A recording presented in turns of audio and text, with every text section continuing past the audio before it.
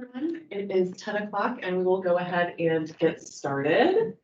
Good morning and welcome to the advisory committee meeting for the 2023 marijuana legislative and technical rules package. Thank you all so much for taking time out of your busy schedules to attend this morning's meeting. My name is Nicole Lasse and I'm the rules coordinator for the OLCC. Before we get started, just a few housekeeping notes. Today's meeting is being recorded. For those of you joining us virtually, please ensure that your phone or computer is muted unless you are speaking. Only invited committee members will be a part of today's conversation. Members that were selected due to their level of interest or position within the community. With that in mind, we ask that each of you serve as goodwill ambassadors to the discussion so that you may represent your constituency professionally. Please be courteous to other committee members so that we don't have multiple participants speaking at once. You may use the raise hand function in Teams, or if you are calling in, please interject when appropriate and we will call on you in order. Non-committee members will be able to tender comments during the public hearing and during the comment period. Committee members, please state your first and last name when you make a comment. And we will go ahead and get started. Today is Tuesday, September 12th at approximately 10 a.m. Many of you are familiar with the rulemaking process, but for those of you who have not yet had the opportunity, or for those listening in, I will begin by saying a few words about rulemaking and the purpose of advisory committee meetings. The purpose of an advisory committee is to increase the public's involvement in the drafting and development of administrative rules. The Oregon Legislature, through its enactment of the Administrative Procedures Act, ORS Chapter 183, stresses the critical importance of the public's participation in policy development. Advisory committees are an excellent way to solicit input from internal and external stakeholders who are likely to be impacted by the development or amendment of agency policy and rule. Consequently, advisory committee invitees may include licensees, permittees, industry representatives, OLCC staff, members of law enforcement, local government, the public, local community organizations, small businesses, and other interested stakeholders. The purpose of having all of the members on this committee today is to hear from different parts of the industry and public health and safety partners. The Commission strives to hear from all interested parties. Our role today will be to explain the background and context of these rules and the changes that are being proposed in this package. We will provide facilitation to ensure that all committee members can provide input today. During this morning's meeting, we will seek your input on the proposed amendments to the 2023 marijuana legislative and technical rules package. Today, staff will explain the proposed technical amendments and corrections to administrative rules in Chapter 845, Divisions 25 and 26, changes necessitated by House Bill 2931 and other agency concepts. Under Oregon's public meeting law, this meeting is open to the public and members of the public are free to observe our discussion, but may not offer comments. The agency will digitally record this advisory committee meeting and will produce and circulate a record of our discussion. However, because this meeting is intended to promote the open exchange of ideas, we will maintain an informal atmosphere and meeting minutes will record only the topics discussed. We will now move on to introductions. I will call on you to introduce yourself. When introducing yourself, please state your name and the organization you are representing. Again, I am Nicole Lasse. I'm the rules coordinator for the Oregon Liquor and Cannabis Commission. Today we have Commissioner Matt Miletus with us today. Would you like to say hello? Sure, yeah. Hi, everybody. Matt Miletus, Commissioner with OLCC. Thanks for being here. Pleasure of us to talk about years. And so I think, we're at a interesting time and a lot of changes. And I think, it's really important at these racks that we get everything out here. Because I think, in some of the other racks, maybe people don't speak up, and then once it gets into rule, it's kind of too late. So we don't want a repeat of anything that's. I won't comment on anything like that. But I think we really want to get stuff addressed at the racks versus later on in the process. So speak up, participate, talk to staff. Everybody's here to listen and get this thing right. So let's keep chugging along. Good to see everybody. Thanks, man. Thank you. Commissioner Miletus. Next we'll go to OLCC staff that are here. TJ, would you like to start? Morning, TJ Sheehy, Director of Analytics and Research here at OLCC. Amanda Borba, policy analyst with the marijuana program. Anthony Galtoski, policy analyst with the cannabis programs. David. David Standiford, Laboratory and Testing Compliance with OLCC. Thank you. Any, let's see, we have OLCC staff on the phone. Patrick, I see you're there. Hello, I'm Patrick Owen. I'm the Recreational Marijuana Program Licensing Manager. Thanks, Patrick. Stephen. Stephen Crowley, Hemp and Cannabinoid Compliance Coordinator. Stephen Danica. Danica Foster, Director of Licensing. Hi, Denise. Denise Byram, Marijuana License Technician. Thank you. And Nicole. Nicole Mitchell, Marijuana Licensing Technician. Thanks. Melanie. Melanie Musial, Director of Administrative Hearings. Heidi. Heidi Anderson, Liquor Licensing Manager. Thank you. Any other OLCC staff? No, seeing them all. Corey, so. Corey Simons, Regulatory Specialist, and then Workout Class Tech, Licensing Technician for one more week. Great, thank you. And I will move on to the RAC members. Again, please state your name and the organization that you're representing today. Wendy Minty. Good morning, everyone. My name is Wendy Minty, Compliance Specialist in Metric for Can Experts. Great, thank you. Caitlin McCaw. Jason Lampman. Good morning, I'm Jason Lampman, owner of State 3 Farms, Microtune. Thanks, Jason. Ellie Niles. Ellie Niles, Senior Compliance Manager for Nectar Markets. Tristan Clark. Jessica Clemens. Hi, I'm Jessica Clemens, co-founder and co-owner of Higher Culture. Thank you. I did just also want to mention our two microphones are actually back here. So if you could speak up just a little, those folks at home will be able to hear you. Thank you. Marissa Rodriguez. Hi, I'm Marissa Rodriguez. I'm a co-founder and co-owner of Nimble Distribution. Thank you. John Thompson. Hi, I'm John Thompson, go by JT, owner of Sublime Solutions, and we hold processing and distribution. Thank you. Hunter Neubauer. Hi, everybody. I'm Hunter Neubauer. I'm a co-founder of Oregon Industries and president of the board of the Oregon Cannabis Association. Thank you. Anthony Taylor. Hi, good morning. My name is Anthony Taylor. I am the chair of the Oregon Cannabis Commission and the legislative liaison for Compassionate Oregon. Thank you. Will Rasmussen. Hi, Will Rasmussen, administrative law partner at Miller Nash. We advise 50 to 75 licensed entities at any given time. Thank you. Jonathan Martin.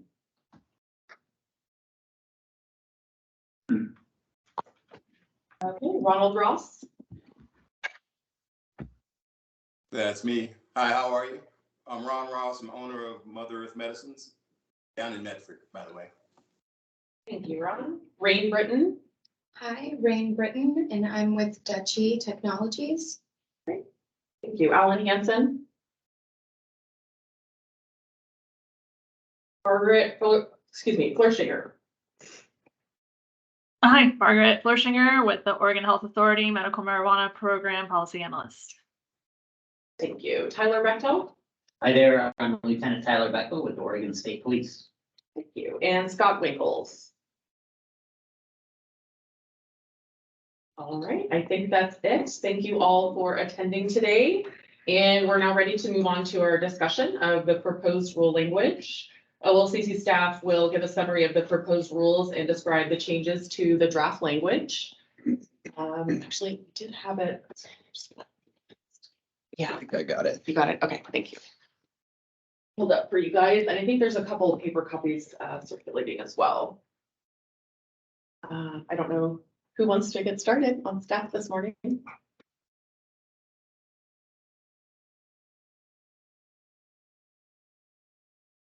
Stephen, do you mind going through the definitions to start? And we can't see, is there a way we can see what's the video at hand?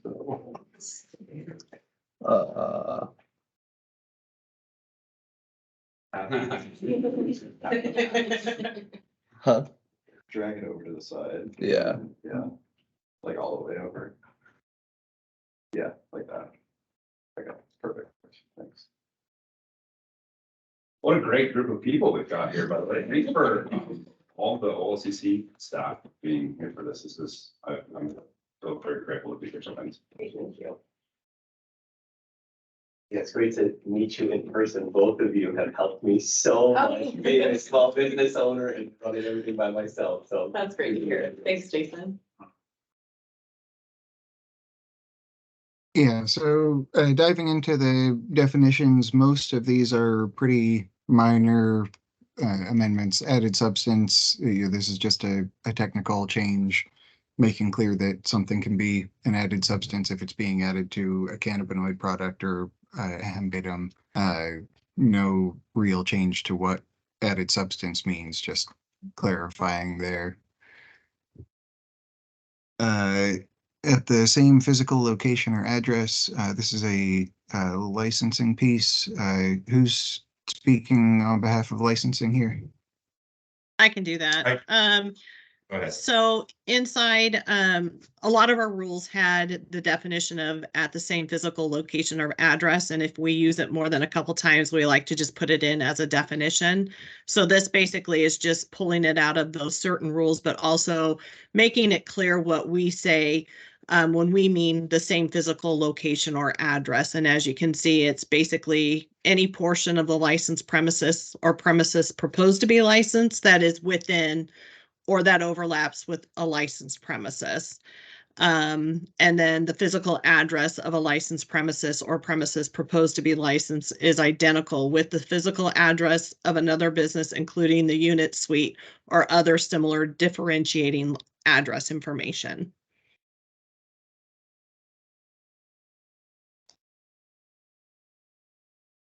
Anybody have any questions or comments about that one?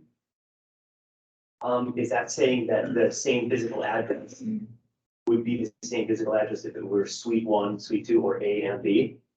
Let me answer that really quickly. It's Patrick Owen, licensing manager. So as Denise pointed out, we use this term, and this is not a change. This is a technical definition. So your question was, what do you mean by that? We need individual identifiers, which is where this term comes up. So for example, we don't want two different licensed businesses sharing the same address, 1234 Southeast Main Street. But suites are enough of a differentiation that we don't consider it the same address. So if it's 1234 Suite 1, 1234 Suite 2, that's fine. And that's where the operative portion of the rule takes place, and you may have experienced us, needing that clarification. And then the same physical location, this is clarifying that when we say the same physical location, we don't necessarily mean the same property. We mean actually two locations sharing the same footprint of licensed area. And again, that's where that matters is where we prohibit that, because we don't want two differently licensed businesses operating the same location. Each licensee needs to be responsible for their location. There's exceptions in rule, of course, for vertically integrated operations. So this is clarifying those terms because it's not 100% been clear to people outside the agency reading this, that when we say at the same physical location, we really mean like literally sharing the same space, not necessarily in the same sort of general locale. Does that make sense? Do I need to clarify further? I know it's a bit wordy. Oh, perfect, thank you. Yeah, and I just want to say I appreciate OLCC making this change. I'd requested this clarification and run into this issue a half dozen times, and it's nice just to have it in black and white for everybody. So thanks. Your name Jason? My name's Jason. Tyler Bechtel. To eliminate Jason's question, maybe a reference to same physical location does not necessarily mean same postal address. Might clarify needs. It's a good note.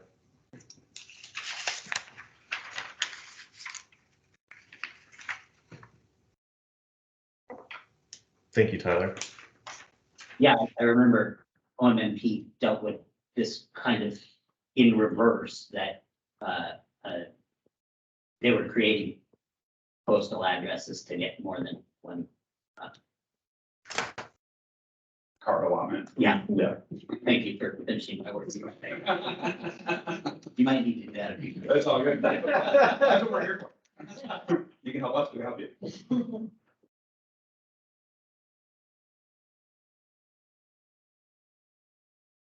On to sub 6 there. This is basically just harmonizing this attractive to minors definition with the one that appears in 7,000. This definition appears in a couple of places in our rules, and we've removed some of the definitions in 7,000. Those are the packaging and labeling definitions. So we're essentially harmonizing the definitions and just making the whole rule set a little bit easier to read. So nothing terribly substantive has changed with this.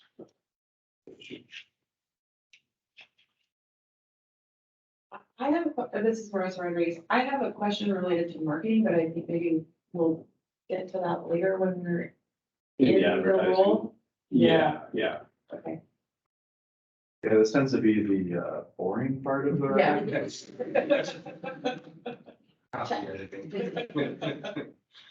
This is David Standiford with the OLCC, so I can cover 16, the Cannabis Reference Laboratory. So this came about because we did have the bill pass in the last legislative session that establishes the Cannabis Reference Laboratory with ODA. And so this is just creating the explanation for that definition for use later in the rules.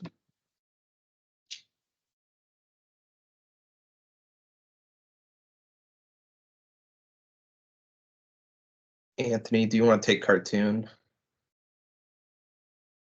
Yeah, sorry. This is just another clarification. We just, as you can see, it's been changed from exhibit to satisfies. We just thought that this language update was more precise. This doesn't really change much of the rule.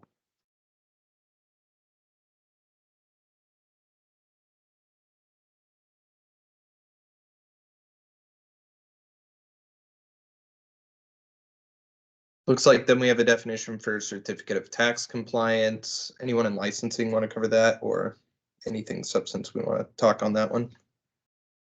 Patrick, do you want me to go or do you want to go? I'll take it. I mean, this does what it says on the tin for anybody who doesn't have the resolution to see that. Certificate of tax compliance means a certificate issued by the Oregon Department of Revenue in accordance with OAR 15030500304, but does not include a written statement describing OAR 1503005-0304, paragraph 4. This is a necessary definition, but it's referring to this certificate of tax compliance that currently is required for all retailer licensees. So again, that in and of itself is not a change.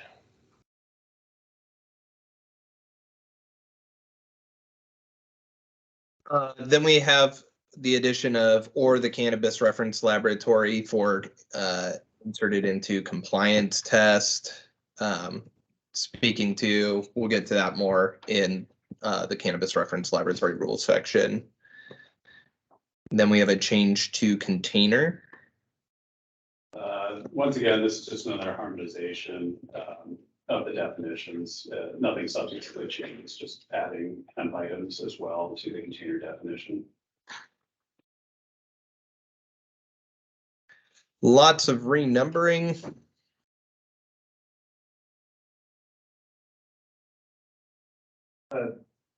On 39 little a big D, we're gonna have a decent amount of these like purely copy text things. Stephen, do you want to give like a really quick version of what some of these changes are? Yeah, so in rules, the numerals are sections, the lowercase letters are subsections, the capital letters are paragraphs, and the lowercase Roman numerals are subparagraphs. And so there's just kind of a handful of places throughout the rules where those terms are getting corrected. That's most of the copy text stuff. The other thing that's I think comes up several times throughout the rules is usable hemp as defined in, and then referencing ODA's rule. We've struck the as defined in ODA's rule because usable hemp is defined in these rules, and that definition is, you know, the more appropriate to use for the application here. So I'll, again, in keeping with the theme of minor technical changes, these are all very minor technical changes.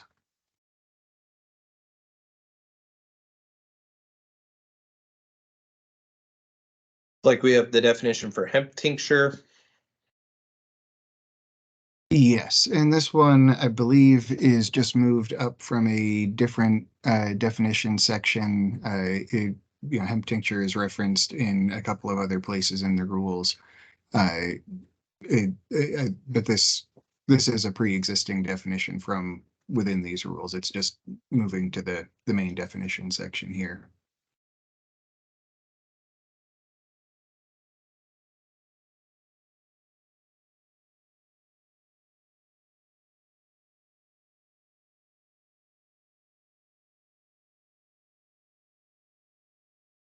Licensee change.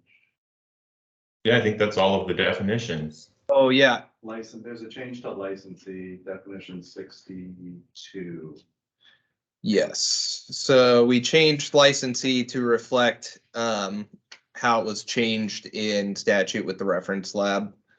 So basically this is expanding the section to include laboratories under the term licensee. So prior, we would use the term laboratory licensee. That term is still in rule and can still be used, just like you could say retailer, you could say laboratory. So we see that in definition 60, but now the term licensee is expanded to mean laboratories as well that are licensed by the OLCC. For context, originally licensee was, yeah, it's separate category within statute or from laboratory licensee, but it's been amended. And 77, this is another change that we're going to see throughout. So just kind of giving some context now, we probably won't do it all the other times. There's areas in the rule that specify certain categories of marijuana where that's proven to be over limiting. So we're going to see other areas where we talked about usable marijuana when we really need marijuana. And so that's an example here where rather than being overly precise in the categories, just saying marijuana, which is the more encompassing term.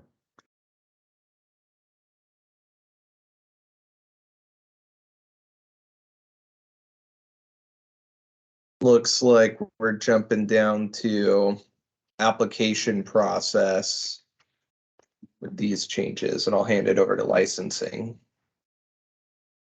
Sure. So the first change we run into here is changing language allowing for an attestation for proof of legal access to water to a specific documentation from the Oregon Water Resources Department showing a legal source of water. The language that is struck here was part of streamlining efforts in 2020 to help us get through the backlog that has happened. We are well caught up, and Water Resources has increased their staffing and is now able to provide a direct review of that information from the authority that is actually responsible for water, rather than the Liquor and Cannabis Commission doing that. So that's the reason for this change. Yeah, that's all there is to that.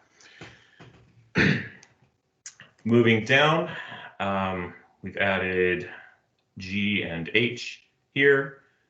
So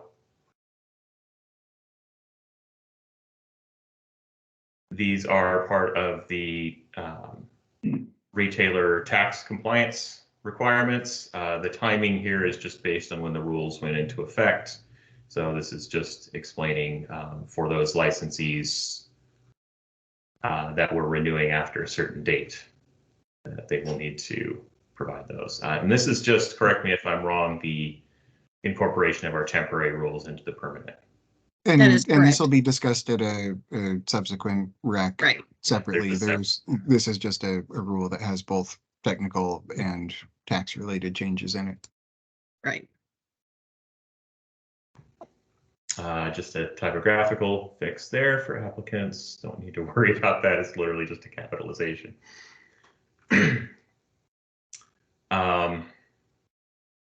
So for producers, we're again referring to the certificate from the Oregon Water Resources Department. This is just removing the extraneous options, since the documentation from Water Resources will now be required for all producers, whether or not they have an exempt use. So that just means, again, those things are going to be going through Water Resources, and we'll be getting the information from that agency rather than handling it on the commission side.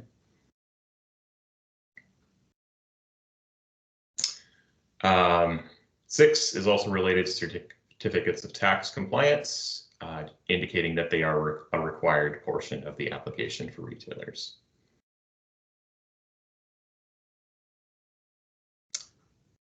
Under OAR 84502511045, true name on application, interest in business, we have a change to paragraph 5, which is adding language stating that the commission may revoke a license in addition to refusing a license, if any individual or legal entity who it should be part of the license is not. That is, if somebody is exercising an unauthorized interest. This is not exactly a change. This language existed elsewhere in rule. It's putting a lot of it just in one place.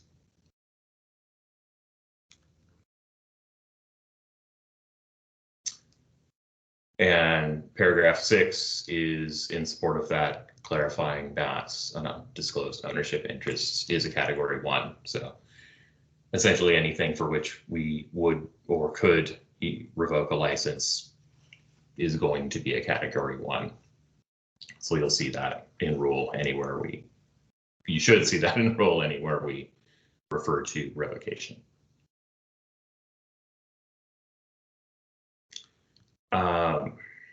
84502511115. These are the denial of application rules.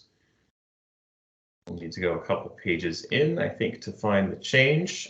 So on page 20, we have the prohibition, or not the prohibition, but the denial basis for a license being at the same physical location or address as another non-vertically integrated licensee. So this is a linguistic change, as is the next paragraph down. We've also we've also added in the psilocybin prohibitions. We can't have a marijuana business located at the same location as a registered psilocybin facility, and that's reciprocity with OHA's rules. We have one comment. Yeah, I know we had a question or comment. I just wanted to. In section B, just some clarification. Is there like an example of what would or wouldn't be? I'm thinking that like a producer, for example, same ownership, but I guess or address is you would have a separate suite number if you had two of the same. I'm sorry, I think I answered your question. No reason to apologize if the clarification's needed. It's no problem. So if I'm understanding where you were going with that, well, maybe you can clarify. So I mean, my understanding, the only change there is to use the exact phrase that was in the definition section above, because we created that definition. So, like we talked about before, that's the scenario that's now just kind of being clarified here. And there's a new definition of physical location. Add the same physical location as the new definition. Yes. So two non-integrated businesses, that is two businesses that are not the same licensee, can't occupy the same space. Nor can they have the same exact address. Suite numbers are, or building numbers or whatever sub address a location might have, we do consider those to be separate addresses. So an example might be an industrial park.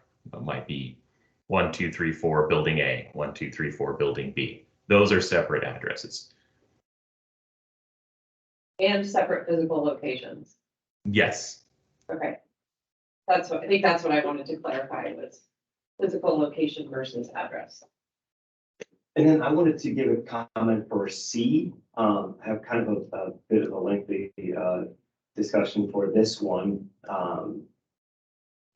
It ties in with 025115D and also further on 845025123, both license premises restrictions and requirements not allowing psilocybin product manufacturer or service centers.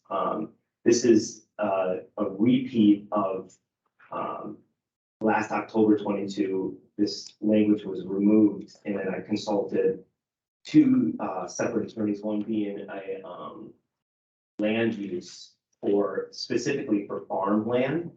And I gave public comment, and they changed the language. And after the restrictions were lifted, I made some significant financial investments to be able to use our EFU zone land to grow both cannabis and psilocybin, both of which are in the Oregon Revised Statutes acceptable farm crops in Oregon. I also just finished a Court of Appeals case, which was removed in my favor by the Board of Appeals to allow psilocybin production on my farmland and service center for exclusive farm use zoning. Spoke with the OHA about this rule. They had similar language, and they changed their wording to be no overlapping licensed premises. I do believe the OLCC should mirror that. Since the OHA and OPS are in charge of the psilocybin businesses, I believe that the OLCC should mirror that language of the prevailing agency. Well, I mean, we have this, where do I have it here? The cost and compliance, or what is the paperwork that we have? What is that questionnaire? What was that? The fiscal impact. The fiscal impact. I think that this goes in direct contradiction to the fiscal impact statement questionnaire that you stated was required by law. The compliance effect on small businesses, ORS 183.333, and the reduction of economic impact on small businesses, 183.540. Because forcing a small farmer like myself or small businesses to purchase a separate property just to hold two licenses that have already been approved. I've been approved through. Could I jump in and clarify? I think that we've got some misconceptions here. So the two pieces that I think are really important is one, referencing back to the definition of same physical location or address above. It's talking about that same concept that you're talking about of no overlap of the licensed premises. There's no issue with having those two separate premises on the same, parcel or lot of property. So I don't think that's the issue here. The other thing that I wanted to clarify, though, is that this is adding the words psilocybin product manufacturer or psilocybin service center for clarity, but the statutory references to those licenses are already there. So this is not a change. It's making it easier to Control F to search for the word psilocybin in the rules and see, without having to know that you're looking for those references to 475A. Well, I mean, the or address is added in, and that's the problematic thing for me. Being in rural Yamhill County and already going through just a year and a half appeals about the specific wording and things like that. We are not sure if I can even get a separate suite or building number. So what I'm saying is I would just, if it's only specific, even adding the words specifically for farmland or EFU AF zoning, if that helps, but this writing at the same physical location, that would mirror the OHA language, but adding an address, that is the problem that I'm having. These are good notes. I mean, the intent here and the way the commission will, well, the way our program will enforce it is really, it's some level of differentiation, but you raise a good point regarding, getting an actual legitimate local jurisdiction recognized. I don't know the correct term, but I said sub address earlier, like a suite number, a field identifier.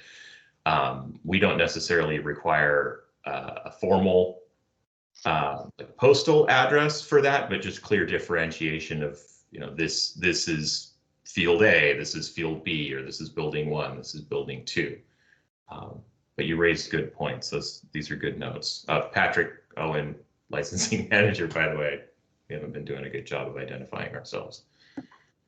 Patrick and Stephen, if I may, Lieutenant Bechtel, I'll have to agree with Jason here. By the plain definition of address, I would fear that, maybe someone, some law enforcement looking at that, is going to see, It's already have happened. one address. Yeah, it's happened, and it's that is my main concern. That is the thing, and just with the protections of Oregon being a farm, protecting farmland, I would really appreciate just a clear definition, or just excluding EF and AF zoning, which is farm use specifically. Because then, but yeah, exactly. Yeah. Jason, can I ask a question real Yeah. quick? So if we were to mirror the language that OHA has in rule, would that be sufficient? That would be sufficient, yeah, and that would be basically eliminating address on there. Looks like we have a question from Wendy or a comment. Only other added comment would be this could also be a situation similar to when the Farm Bill passed and farmers wanted to farm hemp at the same tax lot or physical location of their OLCC licensed production facility. There's simple security waiver to do both, designating how they will not intersect on the premises. That would be an easy fix as well. Also, that we utilize that. Thank you, Wendy. And this is exactly the point of the Rules Advisory Committee, so thank you. Any other questions or comments on these updates? If not, thank you. We can scroll on. Top of page 21, it's a change from subsection to sections, technical correction. You'll see that a couple other times. I don't think we need to talk too much about that.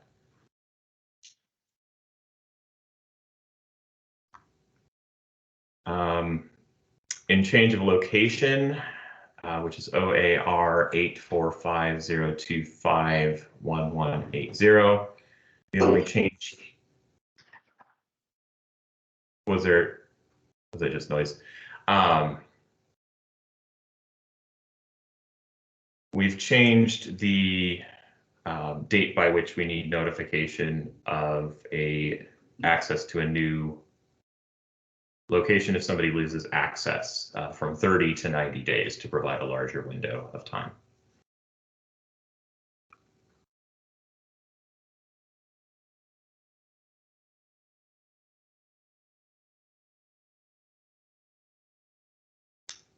$12:30 hits psilocybin. I may not be the best person to talk about that, but I also think we already talked about that.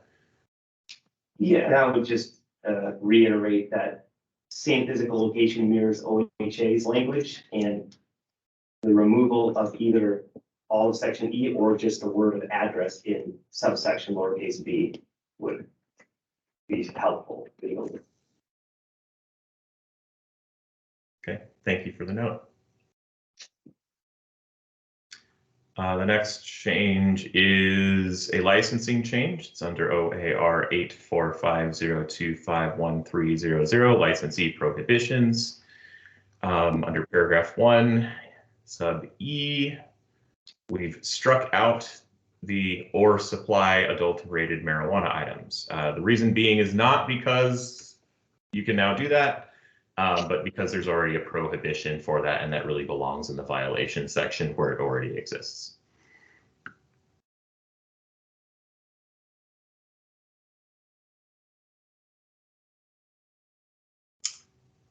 Security waivers, 84502514005. These are technical changes, so just some language updates in paragraph 1, and paragraph 3 has been struck because we already renew security waivers along with the underlying license and don't need re-review at every renewal.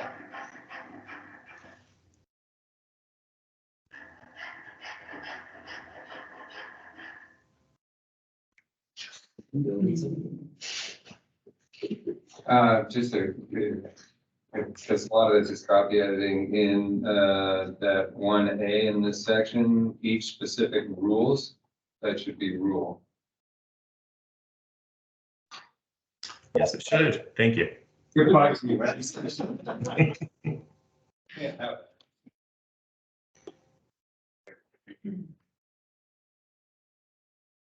Plus it makes the agency look a little. Thanks for saying. The initial draft tends to be, well, we save a lot of the wordsmithing and grammatical correction for the last steps. But yeah, that was an oversight. Thank you. Grammarly works pretty well for me.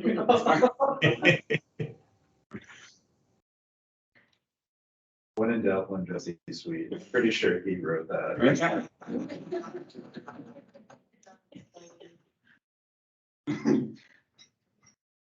We're out of the licensing thing, so I am a little out of my realm of expertise. I think we need somebody else to move into the pesticides and fertilizers portions. I think we do have a small change on 2020. I think that is related to a violation change. Is that this one? Yeah. That is just a technical change. It's still referencing the same things. It's just moving language to a little more digestible form. It's really more of a violation thing, but it's just referring back to section 2 of the rule. So you'll see that we struck out or section 2 and changed it to be a violation of section 2 based on these other paragraphs, because they're all category 3s. And then in 2025, there is a small change striking usable in 3a big A. Again, like I said before, when we were in the definition section, or further above, making it more all-encompassing rather than specific to usable marijuana, which is a very specific definition. Thanks, TJ.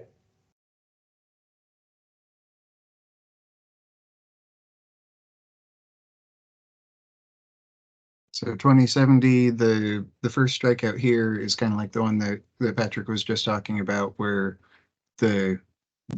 it's striking out the prohibition on adulterating marijuana with, you know, that list of things, not because you can now adulterate marijuana, but because that prohibition is expressed elsewhere in rule. And so it's just cleaner to have all of those reference in the same spot rather than having it be here if it's a producer and in the other rule in other circumstances. It's just, is consolidating the adulteration prohibition in one place.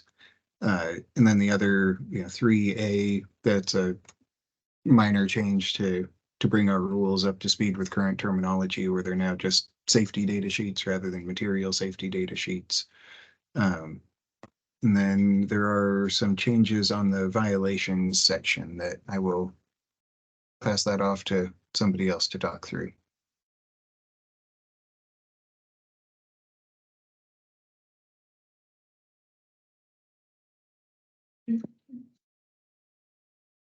Melanie, is that something you can speak to?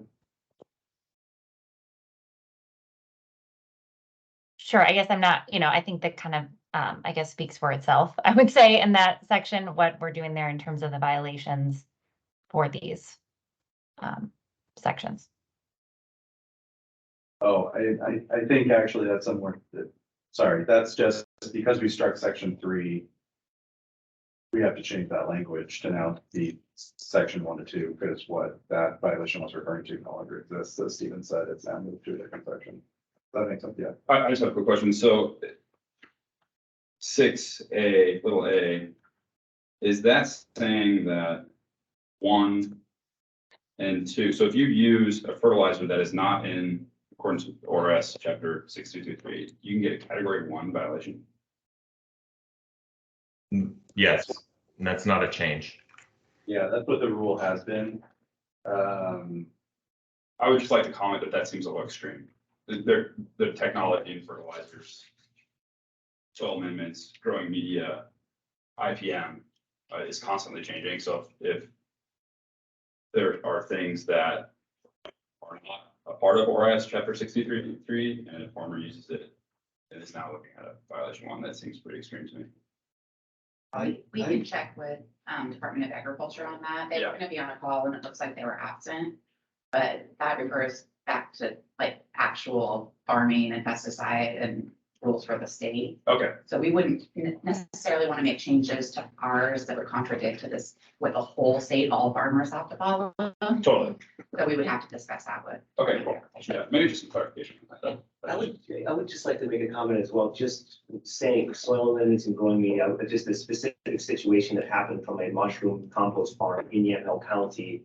They distributed contaminated compost, which people, which got in trouble. I would hate to see somebody take contaminated compost from a horse that ate sprayed hay and have someone lose their license for organic farming. That would be, that is a bit extreme. Yeah, exactly. But like she said, I mean, maybe it's some clarification. Yeah, we can talk to the Department of Agriculture. Totally. That's definitely something with agriculture. I will point out, this is Patrick Owen again, licensing.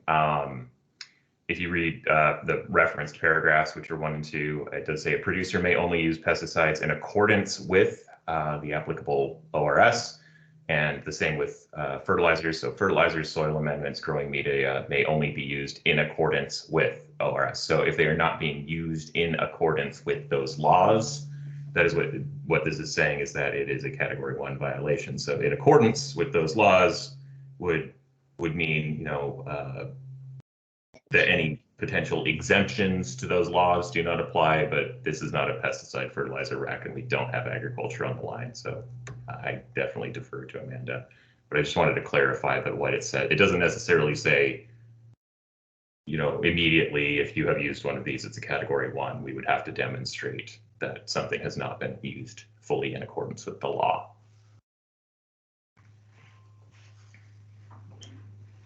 Quick question, JT from Sublime here, and since we're talking about stuff like this with ODA and the farms, in terms of the water stuff, what would happen if there's a dispute in terms of getting your permit and say your license renewal comes up?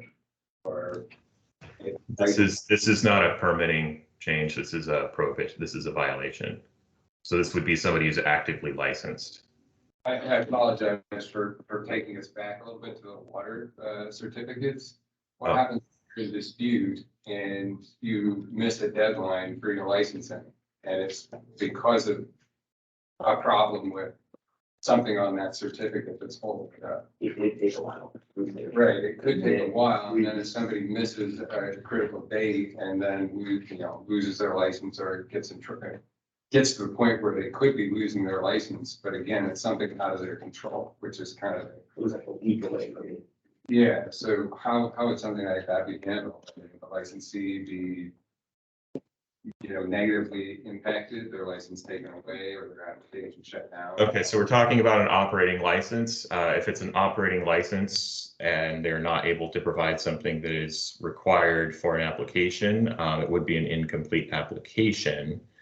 If we're talking about revoking a license because somebody's not able to demonstrate something, then there is, a due process to that. So we'd have to provide notice of proposed revocation or proposed refusal to renew.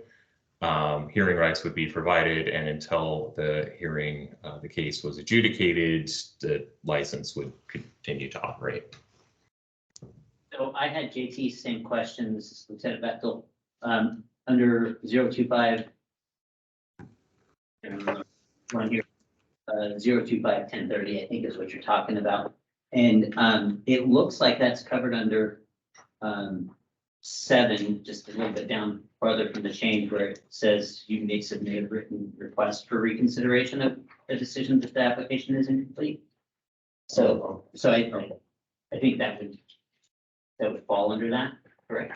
So JT, is your question if you're in like Oregon, what the Oregon Water Department says you don't have rates, but you think you do, and that's the dispute? What do you No, mean? or it may just take some time to get that actual form. Well, worst case would be that there's an actual dispute that needs to be educated, and then it screws up your ability in the sense of your license with OLCC. And until it's adjudicated, on that side, you can't do anything.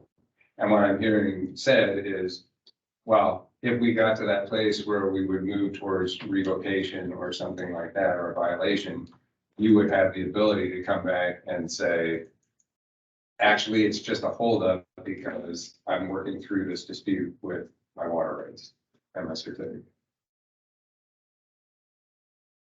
I think licensing would have to speak to the specifics of what that reconsideration would entail and whether it would apply to the absence of a certificate. So this is Patrick Owen again. This shouldn't be affecting an operating license. So the water resources, the certificate from water resources is for a new application. When you purchase a license, you do have to do it, and I think you get 60 days or 90 days. I just went through this and it went up to the last week. It was very close, but maybe hopefully they straighten. Oh, okay. So for a change of ownership. Yeah, that would be another case where this. That's a good point. Yeah, in that case, I mean, it really would require working with the Oregon Water Resources Department. It's a good note, but we would need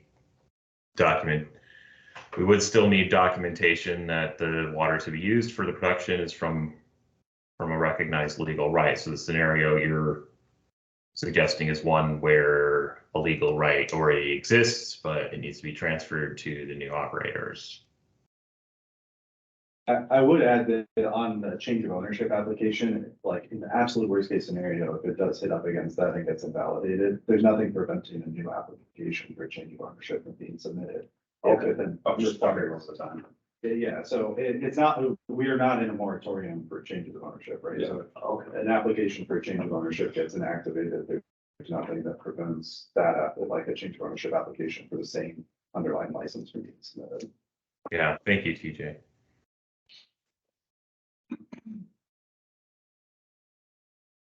Stating a lot of stress. It was so close. But it is a good, anytime you have these contingencies on other agencies, it's good to hear the real lived experience of getting those approvals. Yeah. I also wanted to add, Ellen, I was here, I had to go through this process recently, and it was based off of the water rights master or the water master's availability. And then they did request an inspection, which was again based off their availability. So it does definitely add to the process. Yeah, JT here again, as a footnote, I could imagine certain. So I have a question here, though. How's the business going to operate without a legal? JT's, sorry, one sec. No, I was just saying, the same dynamic might happen again with tax certificates, I would think, where you're going through the process to get them, something hangs it up. and it comes back. Sure, we'll get into that this afternoon. Yeah, it's that kind of an underlying dynamic that I think should be fully understood and both sides aware of, so that they can work better on it. All right, thank you. All right, so moving on to harvest notification, this is all really minor stuff. That same change from usable marijuana to marijuana that we referenced earlier, and then just changing style on the formatting of the time and the optional pluralization of dates there. So nothing major other than clarifying that that applies to harvesting any marijuana, not just usable. Retailer rules, there is a pretty significant proposed change down on page 35, section 4A, capital D and E. And this is proposing to increase the sales limit for cannabinoid concentrates, extracts, and cannabinoid products intended for inhalation. This is something where, I think right now we're in line with a lot of states. There's a couple that have 8 grams. I think one has 15 grams as an allowance. That was the highest that I've seen. But for the most part, most states have 5 grams. At least one has 3.5. But this is one area of the sales limits where the current sales limit is not as large as the personal possession limit. So there is room for us to increase there. Last rulemaking, we increased the allowable amount of THC in a package for concentrates and extracts to, from 1,000 to 2,000. This is kind of thinking along the same lines of where we have room to allow consumers, the ability to purchase a larger amount of product, just doubling that from 5 grams to 10 grams on concentrates and extracts specifically, and also on cannabinoid products intended for inhalation, because I know this is something that some folks have run into with 5 packs of infused pre-rolls where each pre-roll weighs more than a gram. That's impacted what products people are able to bring to market there. This is Hunter Neubauer. I want to say thank you for this. This is a really big step in the right direction. As you guys all know, supply demand is one of our biggest issues in the market. And I think if we could move to increasing all limits to the state legal allowed limit, it helps sales. I can walk into an alcohol licensed facility and buy 45 bottles of vodka and nobody seems to bat an eye. If our consumers are able to buy more product, we can see hopefully a stimulus in the supply and demand issue that we're facing. So I think that's an ounce, is that correct for the legal limit for cannabinoid? Are you talking about concentrates? Yeah, is it 28 grams? For the legal possession? 1 ounce of an OLCC licensed extract.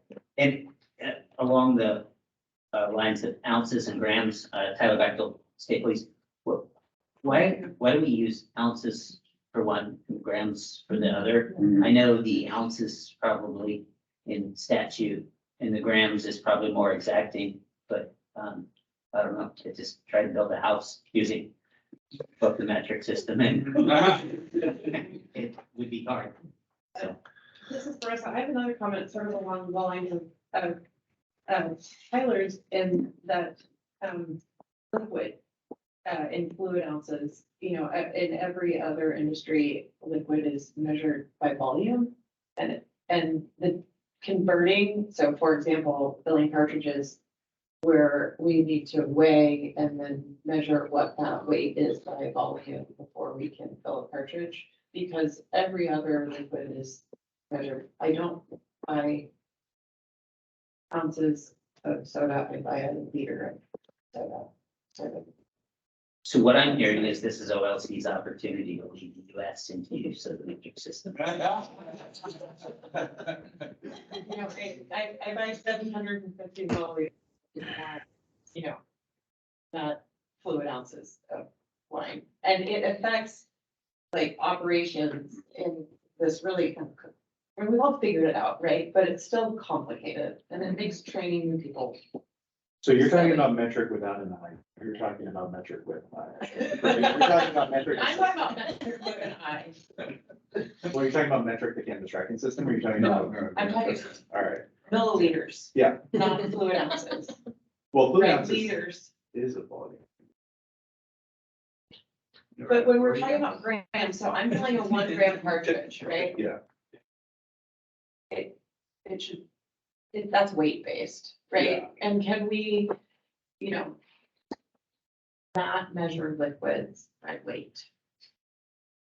So I think this is an area where it gets complicated because concentrates and extracts are sometimes liquids and sometimes not, you know, sugar, wax, shatter, different form factors.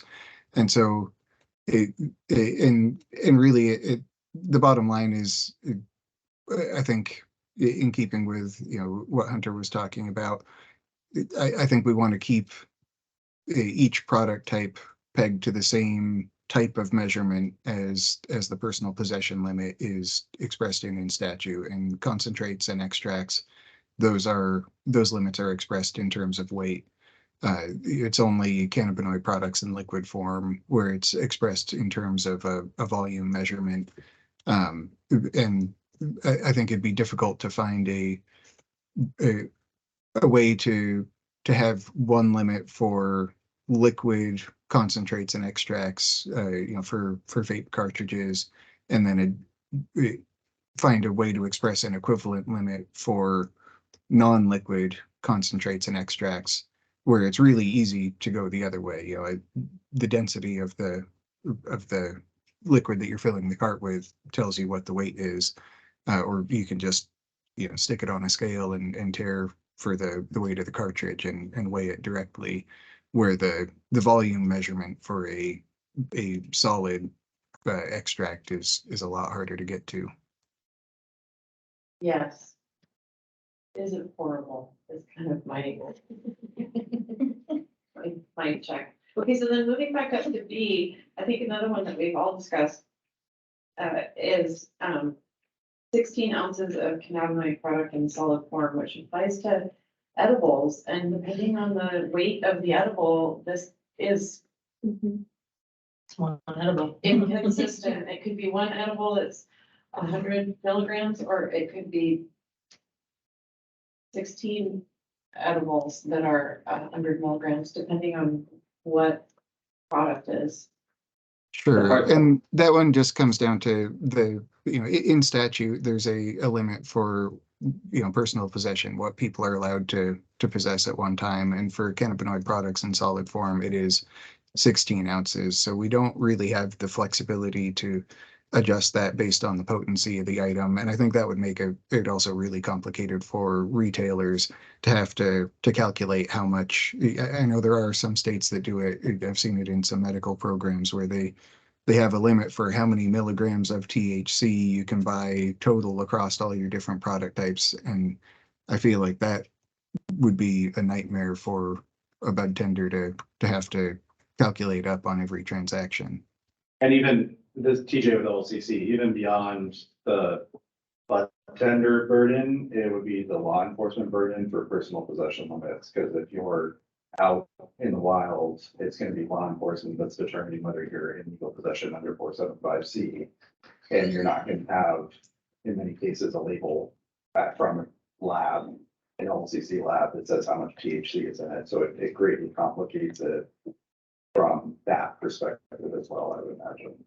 Well, other than usable marijuana, I mean, we are saying how many milligrams of THC. Well, in our market, what Yeah. I'm saying is the personal possession limit service general. Yeah. Right, and so it's not just from stuff from our market. JT from Sublime here. I want to do one follow-up on Hunter's comment that this is a step in the right direction. And if they could be pushed higher, and maybe that's to the possession limits if they're higher than these are. And I want to make sure on the record to talk about the physical impact that might have in helping the industry. With the depression that we're experiencing, if I could make bigger packages, so the consumers can buy bigger packages. It's a lot less packaging material, so waste stream and environmental issues could be involved here. The other thing is my cost structure, because instead of packaging 5 packages, I'm packaging 1. So across the board, reasonable and as high as possible limits, I think would be super functional. And if they don't rub up against or go past the actual, law enforcement legal limits, and then if we wanted to get those changed, we got to go to statutory, right? We have to go there to get them to change those things. But I just want to make sure that that's a consideration in talking about limits as we move forward, not just here, but through the years. Tyler Becker with the state police, everybody's pointing to me like it's. Like I'm responsible for it. It's just to clarify for everybody, 10 grams is about 1/3 of what you would be allowed to possess legally, so. And just so yeah, and so taking the comments so far, I mean, I think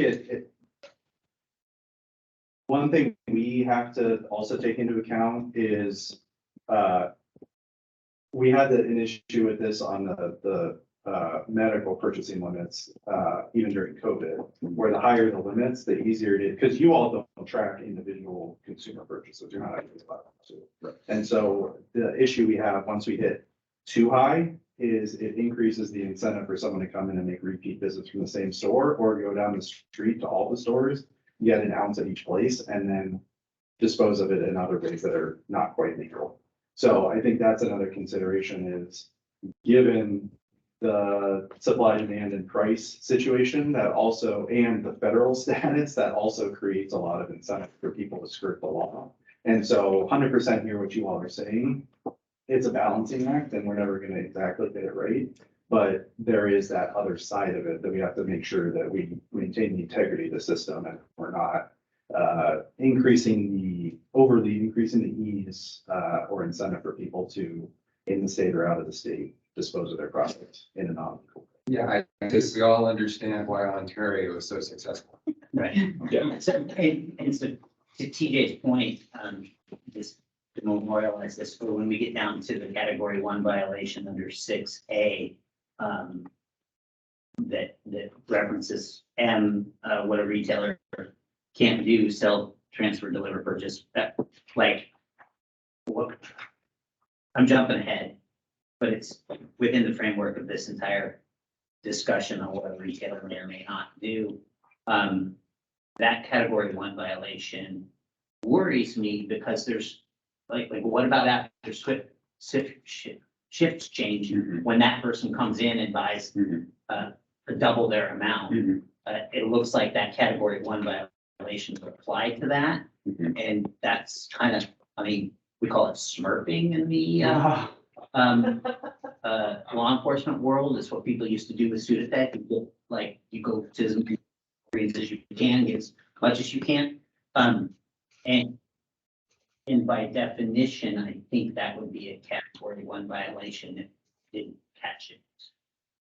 This is Hunter Neubauer, and I'd like to just add to that is happening already and will never end. And quite frankly, there's a state that's close to us, Utah, that doesn't have the same type of alcohol that we do here. And what's preventing me from buying 100 bottles again of vodka and bringing to Utah and selling it? Nothing, absolutely nothing. And so the idea that perception is what we're creating rules around instead of functionality is a little frustrating from the industry's perspective. We have a legal limit that we can have as our person, and we're not allowed to sell it. So that consumer goes to my store, then it goes to their store, then it goes to his store and her store, and continues to go down the line, instead of creating an environment where we're trying to address the supply and demand issues legally within our framework and what we're allowed to do. Yeah, and I mean, like I said, TJ with OLCC, it's never gonna hit the exact right balance, but I will say we have a natural experiment where when people could buy 28 ounces at a time, there's a lot more purchases right at 28 ounces at multiple stores than there is when it's a lower limit, 8 ounces.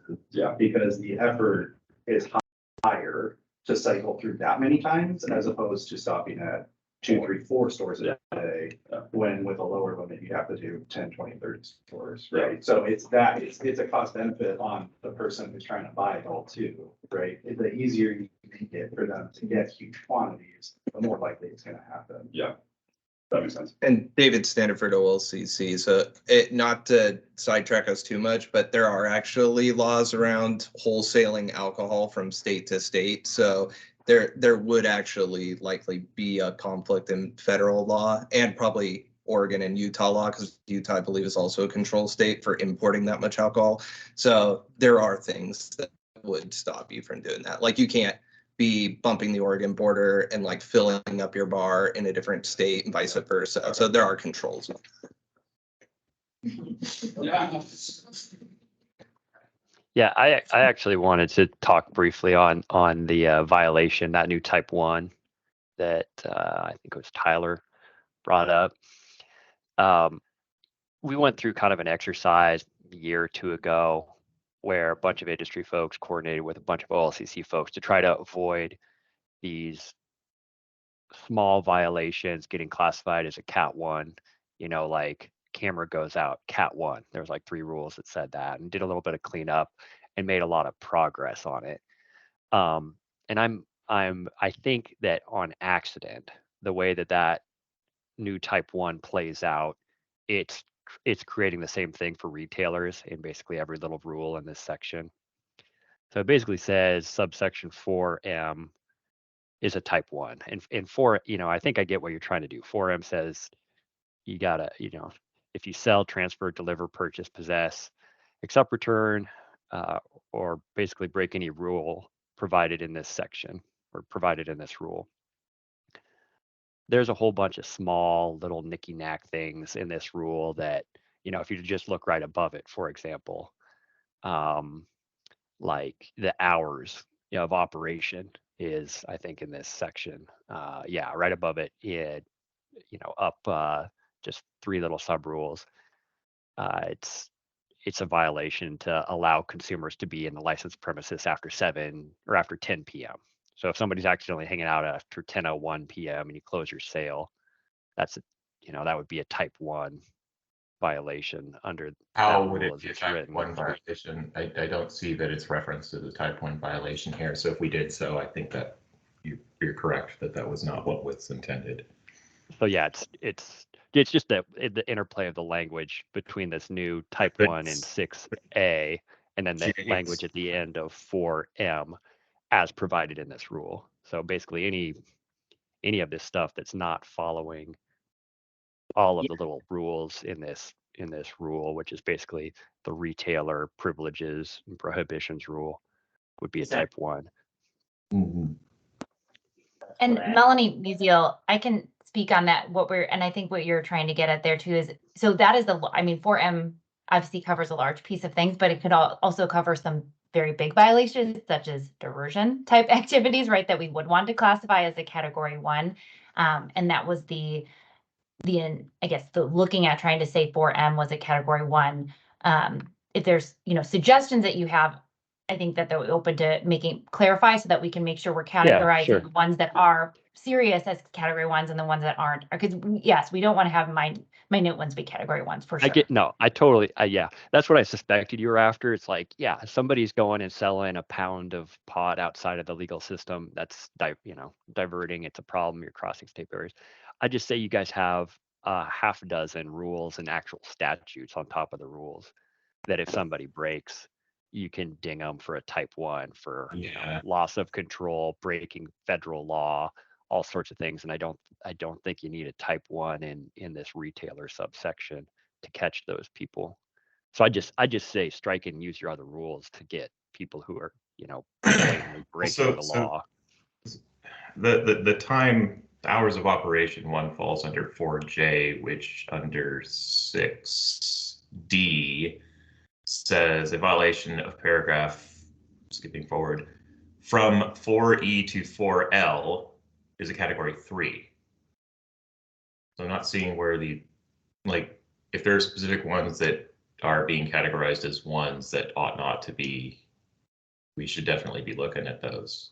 And I understand the section's confusing, but Well, let me, But I I'm think not it's- seeing which minor violations you're talking about are being miscategorized as ones, and I don't mean to sound adversarial here at all. I'm trying to like find out which specific ones. we're looking at.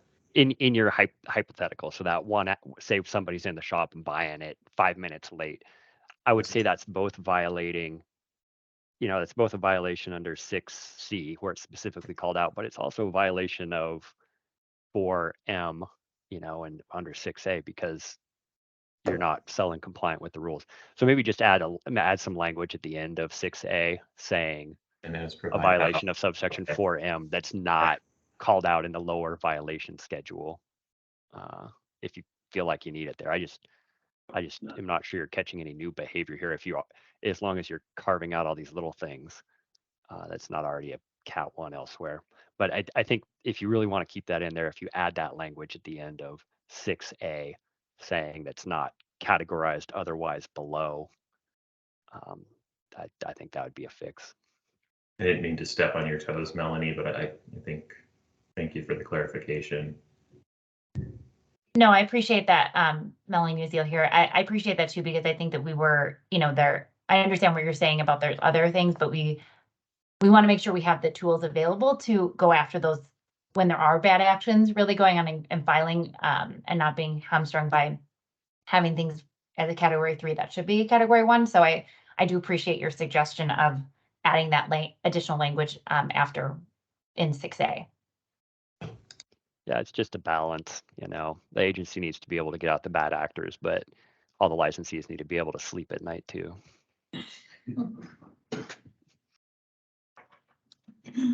I think I can take this next one, David Standiford, OLCC. This is something that is already in practice, but we're just putting into rule. So under laboratory tracking and reporting in 5045, we have E added here to explain that for compliance tests, any result above the LOQ for any analyte that is required to be tested. So just that if I fail a test for arsenic, or let's say I don't quite fail, but I have a hit for arsenic, they will still report arsenic, not just on the COA, but into metric under the action limit. They'll still have to report that analyte so that it kind of serves two purposes. One, so other licensees can, instead of having to immediately download the COA to find that information, they can tell and decide, make purchasing decisions that way. But also for the OLCC to query in metric what hits we're seeing for different analytes at different levels, not just above the action limit, so that we can use that information to understand, if there's certain concerns with different things, or when OHA wants to ever evaluate the action limits and see if they need to be changed in either direction or completely removed because we're just not seeing hits for certain things. That information is easily scraped over 70,000 tests that have been ran instead of clicking and opening a million PDFs trying to find that information. So this is something that's already in practice. I believe labs are already doing this, so it's just kind of putting it into rule. Then this is kind of reflected on the big E down here as well. That's just because I think we have different requirements for reporting marijuana items versus hemp items. So it's just mirroring that same change for hemp items that are in metric. Yeah, perfect. Well, while we're here, this is Marissa Rodriguez. I have a question or thought or request for certificates of analysis. All of us who are creating labels or making labels, certificates of analysis are vastly different. And you guys are reading them, so and it must be to find what you're looking for. Is there any way that we can have just Yeah, so David Standiford, OLCC. I live with this problem every day, and I have the exact same thoughts. This is something that is kind of falls under ORLAP's rule area and authority, because they have a whole section on how test results are reported. And so those changes would need to be made there. And those conversations are absolutely happening. Okay. And so, that it's something we've talked about, or at least not maybe creating a format, because a lot of these labs are national, international companies. So asking massive companies completely change their report writing software is, we want to be cognizant of that. But at the same time, creating, there are thoughts around creating at least like a summary page that has the same sort of information. So it's more readable for companies and consumers. So some consistencies around there. So lots of conversations are happening around that. Yeah. There are some things that are sometimes challenging to find when creating a label, when products have been transferred multiple times. By the time it gets to me, trying to find something that is required to be on the label can be a bit challenging. And I don't have access to that information except for if I have visibility in metric. No, there's very little once a product has been repackaged and transferred, or if it's on the certificate of analysis. I'm trying to think of an example. Oh, if a producer transfers their product to a wholesaler, then it is tested at the wholesaler, because the wholesaler has the privilege of facilitating that. But it's not me. Then I purchase that product to put into a pre-roll. I can't tell you how many times the certificate of analysis has the wholesaler as the producer and not the producer as the producer. And there's no way for me to, without calling around and getting someone to, verbally, and I try and get them to email me at least like written verification that like this really was made by producer doing this, producer license this. TJ with OLCC, there is now an actual tab under every package for source harvests. And so that will tell you The name and the name license. and license and date Of the of harvest. the harvest. Okay. And the rationale there was for exactly what you're talking about, Appreciate it. which is that that information was visible to us, but not Not- prominent for licensees Yeah. for exactly the type of scenario you're talking about. So that is now there. For every package you have, you should be able to Okay. click on source harvest of the package and see that information for the label. If just everything that we need for a label is in there somewhere, which it's gotten better. Is that carried through to companies that, common ownership, that carry through common ownership and transfer, and then? So it's actually, the source harvest shows the harvest itself. Okay. So whoever harvested those plants, no matter how many iterations down it goes, the source harvest will be in metric who created the harvest from the plant. The name and number of license. That is awesome. Hunter Neubauer, I would be remiss to not take the opportunity that, since we're talking about testing and labeling, to bring up the fact that it'd be great for us to start a conversation surrounding removing THC as the number one thing we're all testing for. There's plenty of information and studies out there that shows, quite frankly, it is not a barometer for effect, particularly in inhalants, so smoking flower, dabs, vape. And quite frankly, I'm at the point where we've created this market that's based on THC numbers, where labs are putting out results. And if you've run an HPLC, you know that there's a human that makes a calculation based on a curve. And that can be easily influenced. As a retailer, it concerns me that consumers are coming in and buying products based on a number, and the experience that they're going to get is really not accurate. There's plenty of blind studies that show a cannabis flower that is 12%, 15%, 20, and 30% will have vastly different experiences for people, and that the numbers really aren't relative whatsoever. And so to me, that's a liability. I don't want to end up in an environment where I'm getting sued because I sold somebody something that they thought was one thing and they got a different experience. So, I know this is a kind of an off-topic scenario, but I think we would create not only a different dynamic on the wholesale side and the retail side of our industry, but it would also create a more educated consumer where they're purchasing based on cannabinoid and terpene content instead of just looking at THC numbers. So we'll probably end it here. I agree with that. Even in the opposite, the sales go to high numbers. Sorry, I didn't mean to interrupt you. But someone's like occasionally, you don't want someone to go in and say, I want to get this 15% Obama Kush that is not gonna be a less of an experience. It's actually gonna be a higher, like that's worse than people thinking that they're gonna get a better experience, you know? So, Agreed. yeah, so it's. Agreed. Yeah, it's really, it's what it's doing. I'm sorry to interrupt. I'm done finished. Thank you. What it's doing is it's really affecting the source of this whole thing. So genetics are the key, right? So genetics and plants are where this whole thing starts. Now you have breeders that are specifically breeding for high yield, high THC. And what we're doing is we're limiting the types of products that are on the market, and quite frankly, like the therapeutic benefits that come from genetic diversity and a diverse offering. So we could really educate and continue to educate, and that is one of the purposes of our industry and the OLCC and the combination with us is to educate consumers and the public about what this whole thing means. And unfortunately, the few states that adopted legalization, Colorado, I think it was Colorado, Alaska, Washington, us, right? I think that's how it went. And we've created this framework where everybody buys based on THC, and it's just wrong. It is false. It is not accurate. It is not based in science.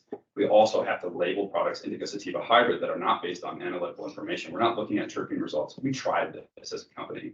We failed miserably. We had consumers pulling up the strain on LeafLink and being, well, no, it says it's a sativa. And we would have to say, well, actually, the way that this, the classification of sativa is based on terpene content. And that particular genetic, where it's grown, can have different terpene expressions if it's outdoor, inside, or greenhouse, or the methodology it's being grown with. And so we're kind of putting all this false information out there as a communication to consumers that really kind of raises a bunch of red flags to me. Can I ask a clarifying question? So is the concept that you're speaking to, like, not to have THC on the label? Not to have THC on the label. Especially for usable marijuana. The consumer would have no idea. No, there's different, we've talked about this, we had a lab subcommittee for a while, and we actually were talking with pre-labs about this, and there are different concepts on how we would do this. You could still test for THC, right? You would still be part of the testing process. But maybe there's 3 ranges, right? So you've got 10 to 15%, 15 to 20%, 20 to 30%, green, yellow, blue, whatever. That product falls within that category. It's not based upon. Wouldn't everybody just buy the blue one? Well, that's what you have to go deeper into it. And will that classification be cannabinoid content or is it just THC? So the idea is that we're focusing on one thing when really it's a combination of many things that give you the effect. And so how we're communicating that to the consumer is really, at the end of the day, will become important. Maybe it isn't right now, but it drastically affects the market where people who are growing products that don't hit certain levels are now pressuring labs to say, well, I'm not testing my product with you. I'm going to them because I know it's going to test high because they're fudging the numbers. And so budtenders currently, like Re-Rise's businesses, do they try to encourage people Yes. to buy things that have a higher cannabinoid number Yes. and not just look at THC? Yes, we're very So you're fortunate. trying to do that through your retail stores. Yes, we're very fortunate in Oregon because we're able to have deli style, Mhm. which is a completely different sales process. For example, in Washington or California, where everything's prepackaged. Your nose knows. Your endocannabinoid receptor system will tell you, I like the way that smells. That's the product they should be buying. We try to educate everybody that walks in the door that that's the process. Look at the terpene content, follow the terpene content and the cannabinoid content. So I like this type of profile. This suits me well. And then those people come back, they're really excited because they've learned something. But you will never get away from, I want the cheapest and highest THC percent product on the market until we get rid of that driving force of displaying THC as the winning. I agree, Yeah, I understand. but what you said, Jason here, Len here, I agree, like, how do we get away from, are we just putting it to just the blue tag then as well? Yeah, because then I think that Totally. that same behavior would still How cross do we over, because if eliminate somebody wants the highest amount of THC, and you have to let them know kind of what's going on with what they're buying. You can't just be like, we're not telling you how much THC is in this. So then if you have some sort of system like red, blue, green, Yeah, and I want much THC, I'm gonna go and buy the green. yeah. So it's still the same behavior. That's why I would say cannabinoid content. So- Because- Yeah, so just a time check, we got 30 minutes. Sorry. This is, Sorry. Yeah. this is for Rodriguez, and we have, products, labeled. And we have added, total cannabinoids to our labels, because it's relevant. I think it's more relevant than Totally do THC. THC. And it's remarkable looking at certificates of analysis to look at the stretch between THC and total cannabinoids. I'm regularly surprised Yeah. that there are several points between them and that directly affects a consumer's experience. And that's what I was curious about. It's like for Yeah. your business decision, you go ahead and make sure that that's on the label. Yeah. And so people who are buying your products actually can make a more informed decision because you want to be able to give them that information. We don't prohibit you from giving No. that information. Yeah. The only thing we require is that certain things are listed on the label. Yeah. So that people have an idea that what they're buying. Yeah. Because I would have a hard time thinking about this, like no THC at all. Like, to me, that's not gonna happen. Yeah. Like, people need to know how much THC is in the product they're buying, because that's what, I mean, it's like when you go and buy Ritz crackers at the grocery store, like, I wanna be able to read the label and know what's in there. Yeah. Right, and so for cannabis, it should be the same way. Or to take the alcohol example. Yeah, people true. Want to consume alcohol and know how much, and the way it's processed is different, it's Right. not apples to apples, but Right. generally there needs to be some degree of information. Now, what that looks like Yeah. is absolutely something even internally we've discussed. Yeah. That's why David is laughing back there, because he basically proposed the exact same thing. So this is not something that's not discussed. Yeah. And wrestled over. And we may get into it a little bit more, when we get to the reference lab part, but your concern around gaming of THC is 100% something we're aware of and making efforts on. Last year, we passed a rule around the round robin audit testing. That's something that we've been ramping up this year to mitigate people really hunting for those completely unrealistic, sometimes flat out falsified THC results. Yeah. So we are trying to shift the incentive curve away from those high THC Yeah. numbers. But there is still a dialogue about what that would look like further, but also you have to then get into mandated testing for terpenes and those sorts of things. What that would look like. So definitely a dialogue still to have. Yeah, no, I just appreciate the opportunity to discuss it. It's more discussion. And it's so funny, because like once in a while you see a test result that's 40%, you're like, dude, that nut just must be one huge trichome. It's literally impossible. Or the cars that are 102%. Yeah. And they have flavoring. Yeah. So I think we should try to get through the language, while we still have 25 minutes, and we'll save a few minutes at the end for questions, comments, Thanks. Sorry. concerns, but yeah, let's try to get through this if we can. My apologies. No problem. Glad there's a discussion. Let's see, Looks like we are on laboratory transportation waste disposals and violations that were recategorized. AHD, do you want to speak to this? Yeah, this is just trying to refocus where we're at right now. This is just to make sure it kind of helps it goes in line with what the violations would be, I think, if hold on one second. Oh, it would make it the same for so previous to this was going to be lab licensees and other licensees were being treated different in the terms of the category of violation. This just makes everyone treated the same. Okay. Then looks like go for it. Oh, sorry. I was going to just jump in. Melanie Musial, I can talk about this one. Again, this change here under 5590, since the permits are for 5 years, this just makes it so that we could, again, if years 3 through 5, somebody's convicted of a felony or an offense under those statutory sections, we could file a suspension or revocation. Do we, Jason Lampman here, so you're saying that's being Xed out and could go back in any amount of time ever? Is that fair? Or I don't know, I'd just like to hear if anybody has any comments about that. Yeah.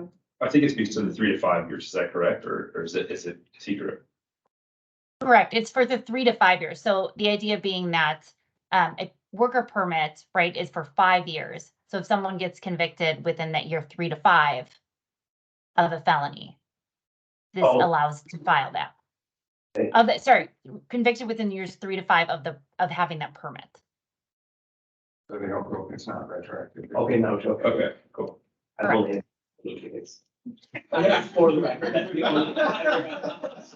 everybody knows. From Wisconsin, I'm a good kid.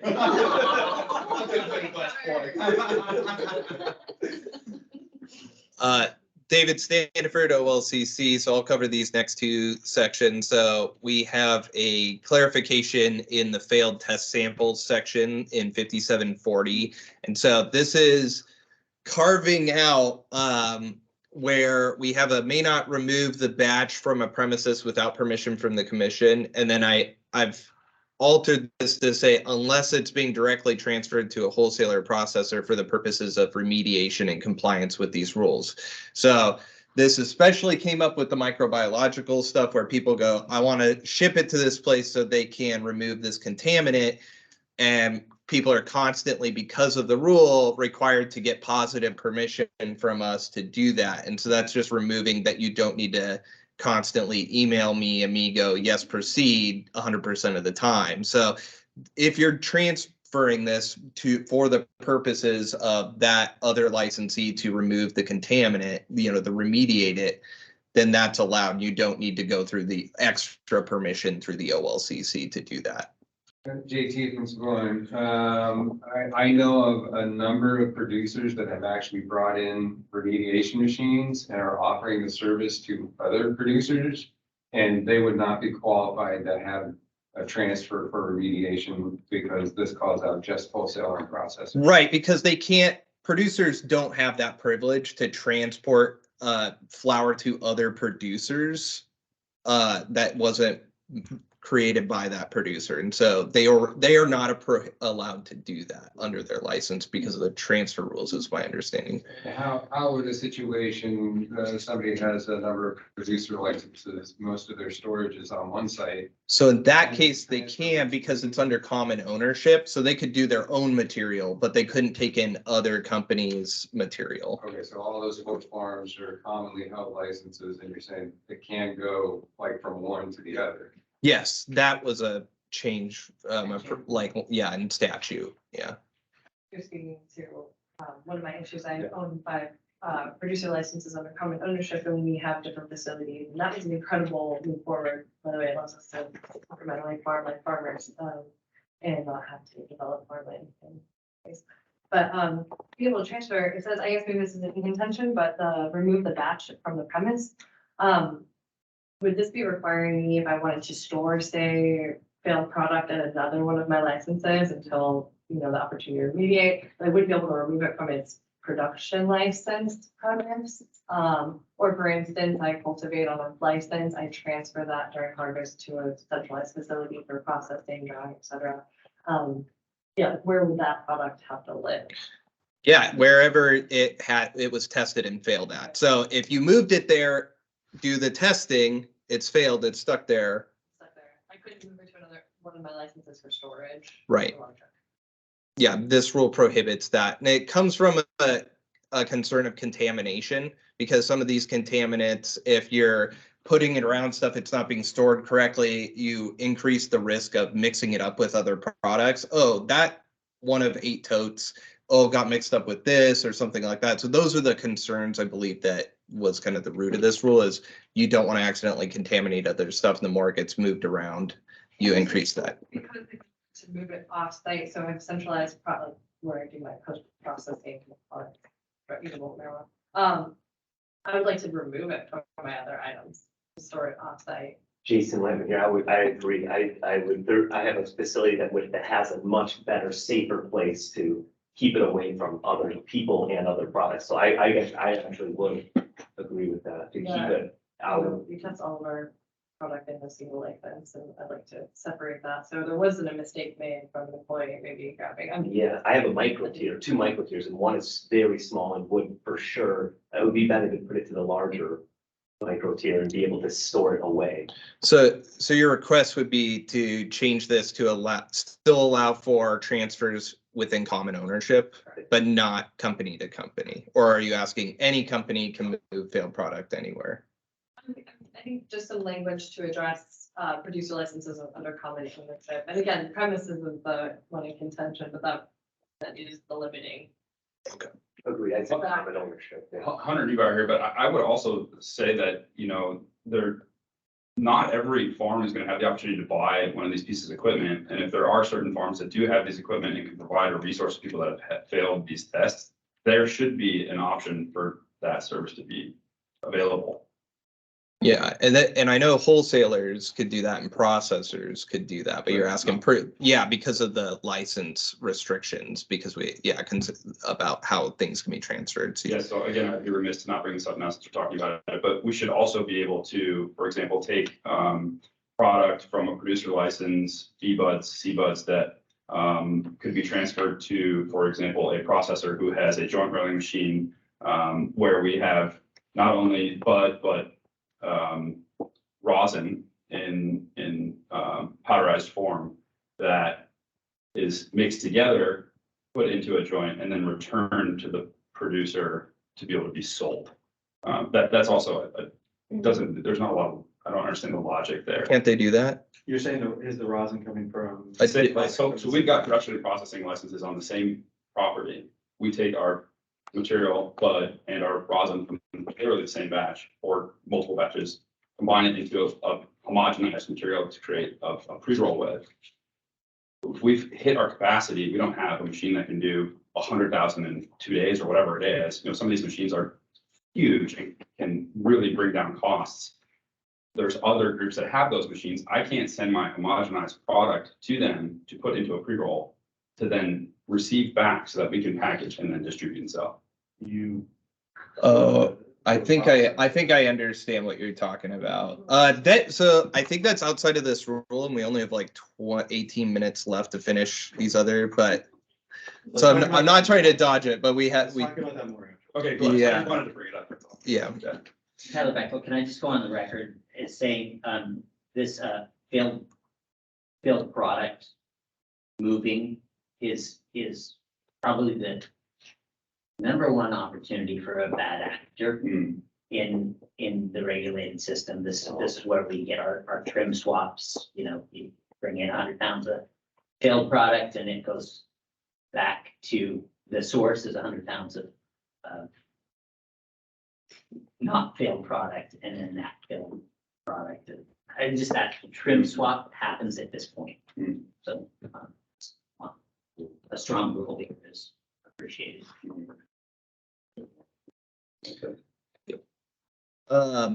So moving on to the pretty short news section, the Cannabis Reference Laboratory.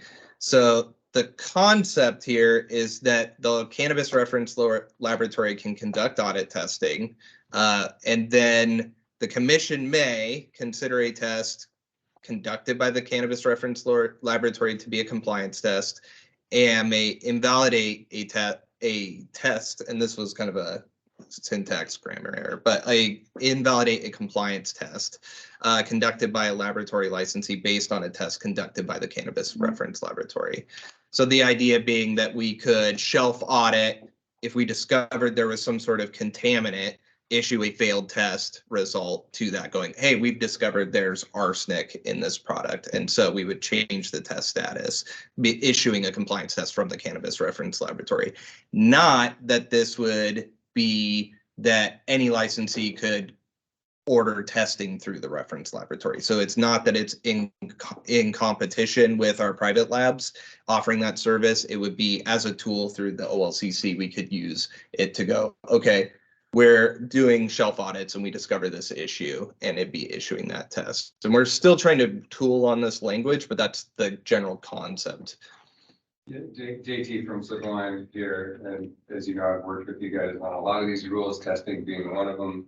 I've got a laundry list of questions with this one, and we've talked about the concept for years, but this language is so simple at this point. It could be abused. I mean, one question comes to mind, if you can invalidate a compliance test, right? Can I go through a process like I do with a failed test from a lab and I want to retest or something? Because we all know, just because it's the state reference lab, it will fall prey to some of the same problems that any analytic lab has. So this makes it look like we can do one test and that's God's word. And that to me is a little spooky. So you're asking, could the remediation or reanalysis that would apply to a private lab, those rules in OHA's rules apply to the cannabis reference laboratory? Yeah, because say we get into a situation where you go and you take some product off the shelf, it's been sitting there for 6 months. It's been, if it's a flower, it's deli style and people are opening up that jar and stuff.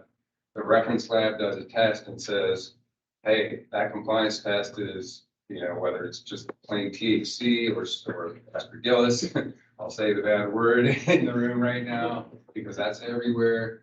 And it was fine at the time, it passed, but this reference lab all of a sudden gets a hold of it and says, it's not fine.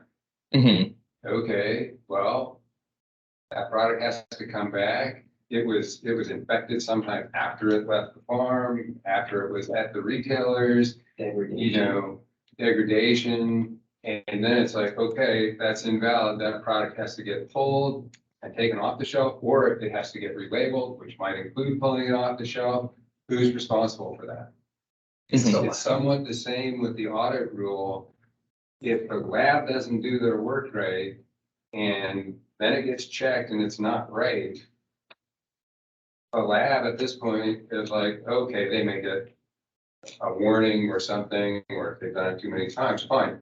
But what about having to pay for that? We did some analysis last year, and depending on the size of the company, the batch, the type of product, you could be looking at tens, if not over $100,000 for a licensee. I know I could not get past it because of the way the economy is in this industry right now. There's no way, and I did nothing wrong. It was the lab that screwed the numbers up somehow. And again, did they do it maliciously? Was it just a bad day? They didn't calibrate their curve on the regular basis they should have.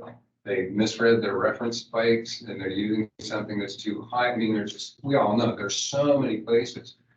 So I think, you know, it's past time for the reference lab, but I think to drop in as simple a language as this, with a vast lack of clarity, is going to spook a bunch of people. And I think this needs to have its own rack, literally, to work out these issues with OHA, with ORLAB, to make sure that it provides the agency and the industry the surety that we want, be able to check the labs and keep them on their game properly and do all those things, all the great benefits.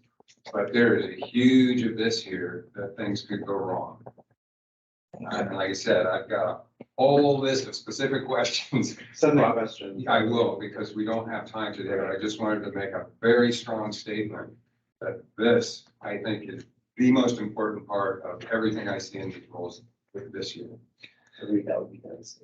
So the one good thing about this language, though, is it doesn't say the commission shall, so it's the commission may. Yeah. So you're gonna have to, as an industry, trust in the commission. Yeah. While Yeah. it's working out.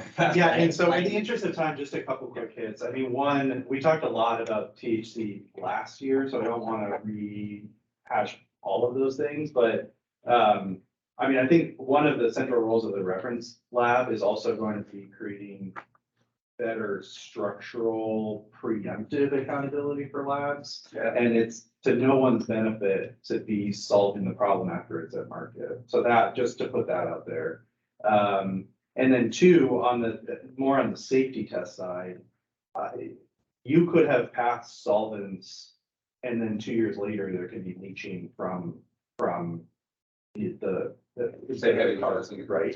So, you know, this is also making sure that what's at market being sold actively is safe.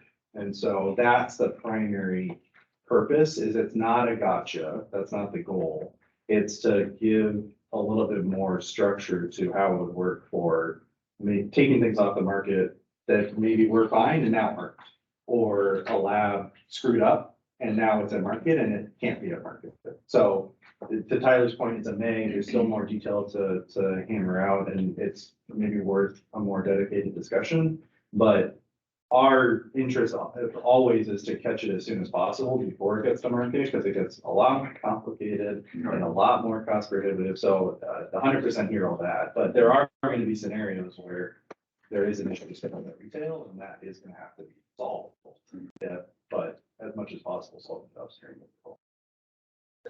David Standiford, OLCC. So I see Anthony Taylor's raised his hand, and he's done that a couple of times and not been able to get through. So I want to make sure we hear his comments. Well, thank you, everyone. This is an important aspect of testing that's been on the Cannabis Commission's radar since we began. And it was originally to, provide oversight over the lab so we have some sort of consistency across. Given THC is a variable and it can, vary in percentages, but it is not just the cannabis or the OLCC that's going to be doing, pulls from the shelves. It's the state reference lab themselves. And I'm really glad this conversation was started because I've made some good notes, and I really agree with the fact that it should be a separate rack to go through these. And I had correspondence with Sonny at Department of Ag this morning, and so far they have not scheduled any rack for this cannabis reference lab. So it's a good time to get out ahead of it and ask for, a good solid standalone rack on the reference lab. And that's the opportunity provided when the Department of Ag moves forward. And so I'm happy to answer any other questions that might come out of it, but it's a really good conversation, and I've made plenty of notes. So thank you, everyone. Yeah, JT again from Sublime, and just a follow-up comment, TJ. I get it. We talked about having a reference lab. I've been in favor for years and years and years. It's just how it is. So catching things upstream, of course, and that's kind of policing the labs. And that was one of the biggest things that we wanted something like this in place. Again, this is why I think some more time in the near future to really clarify, how does that work? Because when I get something tested, I get the results back from the test, and that product is going out to the shelves within a couple of days, sometimes. And with a farmer, it's almost instantaneously for flower. And so that's what I think its main thing should be, so that the cost burden and everything, and trying to figure out who's at fault, if there is a fault, or whether it's just a coincidental happening. But yeah, so how, and again, I'm just throwing the question out because I hear from the commissioner, there's agreement that ODA, OHA, possibly Orlab, and you guys and your team and some industry people should sit and really hash out, what does that look like? And what are the true goals that we all share? Because I know a lot of us share the same goals as the agency to get the labs in order. It hurts all of us. So I'll get off my soapbox. So, David Standiford, OLCC. So this is pretty much my whole job as the lab compliance coordinator, is doing this reference lab stuff right now. And I totally hear what you're all saying. And luckily we have time. While the bill just passed, this lab is still in the process of getting built out and moved into Wilsonville. This is not something we're going to be executing on until next year, hopefully. So we have time to maybe build a framework in rule, and then next year even explore and flush out how we're going to execute it, or kind of solve these other bigger issues. The reasoning behind calling it a compliance test, and not to preview too much, but the idea was do this exact same little thing in OHA's testing rules, was so that it then follows all the same language in the testing rules. So compliance test failure, we pop down to the test section, you can request reanalysis. The idea is to use that kind of language there, but again, understanding, I agree, this is very short, and I think it can absolutely be flushed out more.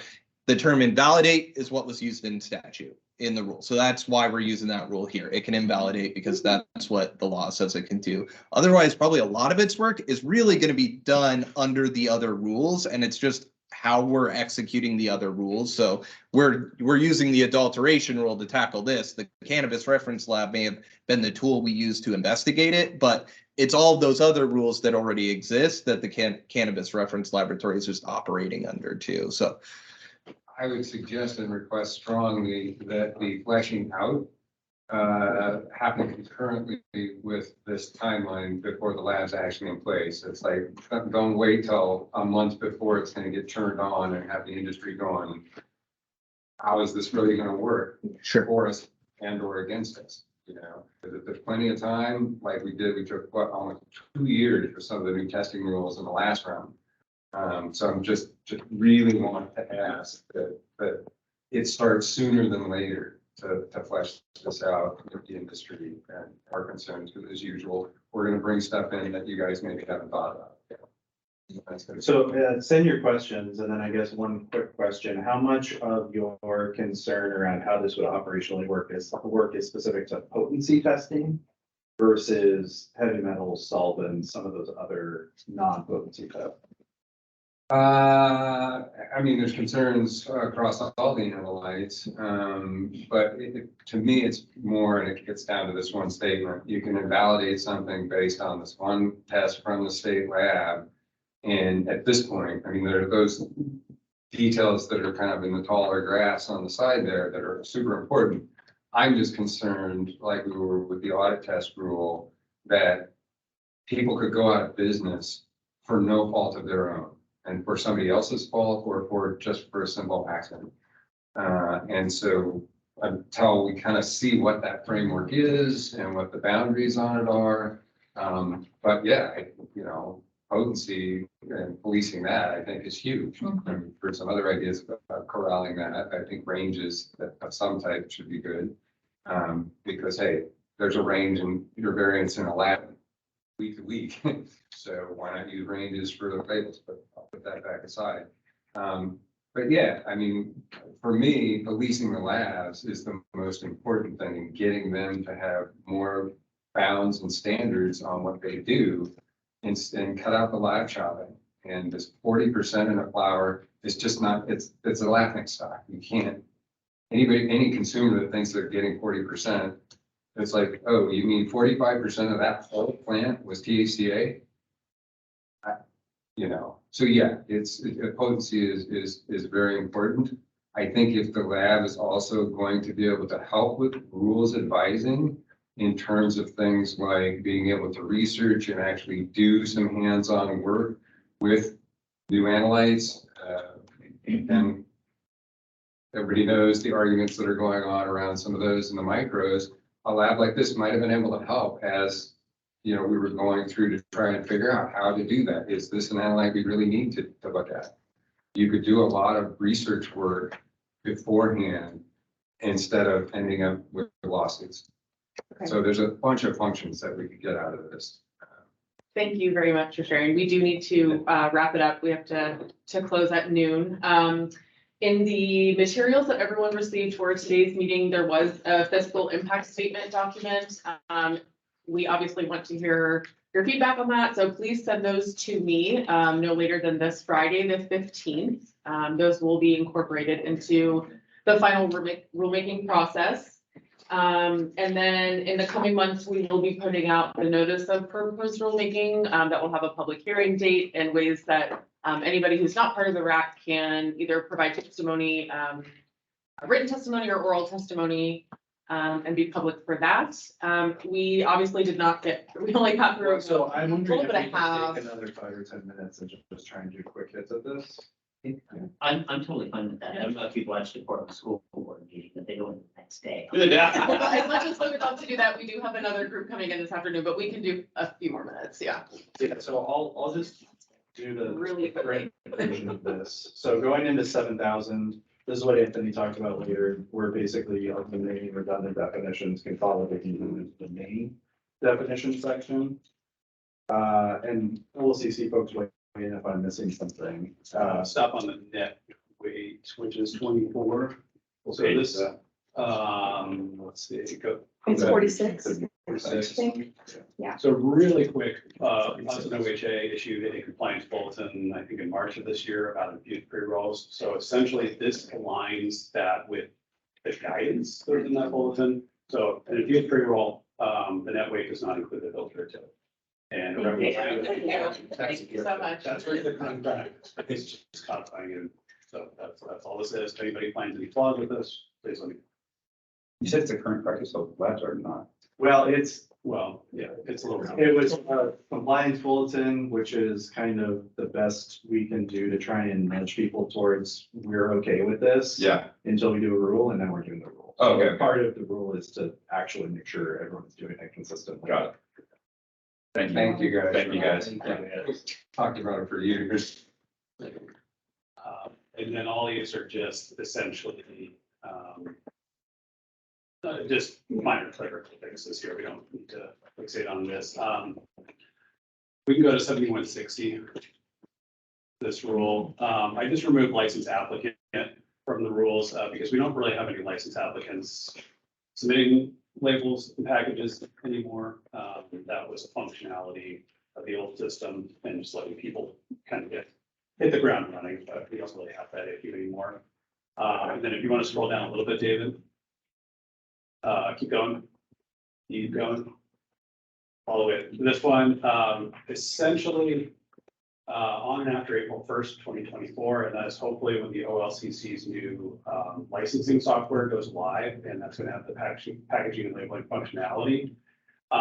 Essentially, if somebody submits a label or a package application, OLCC reviews it, and they don't do anything with it, they just let it sit there for a year, then we're just going to inactivate it. So that's because we're moving all the data over right now, and there are applications from 2016 that doesn't exist anymore. I'm not sure if that makes names, but it creates a lot of staff time for me. A lot of data.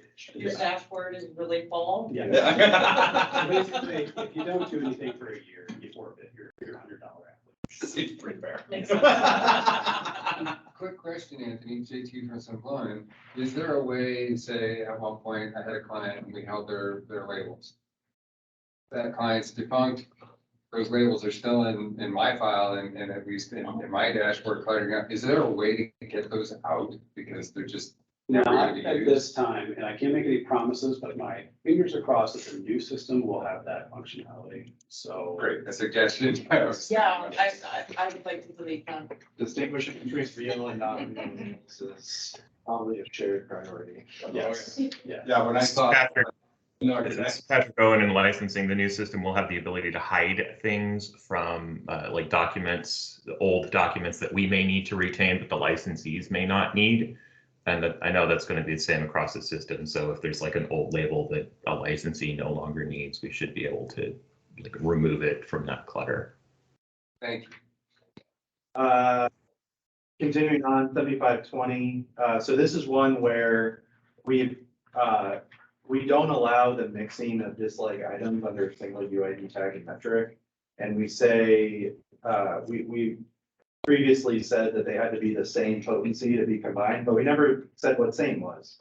And now we are. So basically, if you have something that's within 10% total THC of the same thing, you can combine it. So you could have multi-flavor vape pack, or things like that, where as long as it's within 10% of each other, the items within it, you can co-pack it under a single, one unit in metric that would then have 3 grams per unit with 3 different carts. If that makes sense. Yeah, great. It's up to label, right? Yeah, you still have to label it the same. This is primarily more on the metric side, that you can just have multi-packs in metric. It just creates a little more clarity of what we mean by it being same enough, right? To be under the same UID. And that's not flour, that's more big. You can already combine flour. So 3 little b already create, or 3 little a already creates this exception where you can commingle, multi-strain packs, etc. Because of the concentration limits and sales limits for vapes, especially the concentration limit, that's why you have to have the potency be similar enough that we can still reasonably enforce that concentration limit for vapes. But this would extend to edibles as well, right? So you can have different flavors of products that are still basically the same potency under the same. Would that apply to dabs too? Yeah. So that would potentially allow us to do batch testing. Well, so the testing is going to be different, right? So this is more post-testing because there's certain limitations on the OHA side about what the batches have to be for testing. Yeah. This is after that when you're making your units of sale, right? So this is all post-testing. 75, very small change. We did not contemplate if the input and output weights are exactly equal, what category does that fall under for a processing job type? And so we just put in incorporation of cannabinoids is when it's equal to or greater than the source material. So just a, very wonky mathematical change. 7,700, Melanie, jump in if you have more to add, but this is just making an explicit prohibition from transferring to an unlicensed location. That's illegal to do. You shouldn't. This is as explicit as possible. Sounds great, TJ. Great explanation.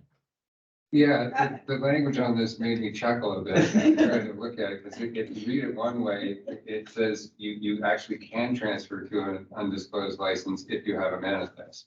That's not Right? right. If you try and put that in front, it also says that you can't, there must be a clearer way to, like, I think maybe people understand, but thanks for the chuckle.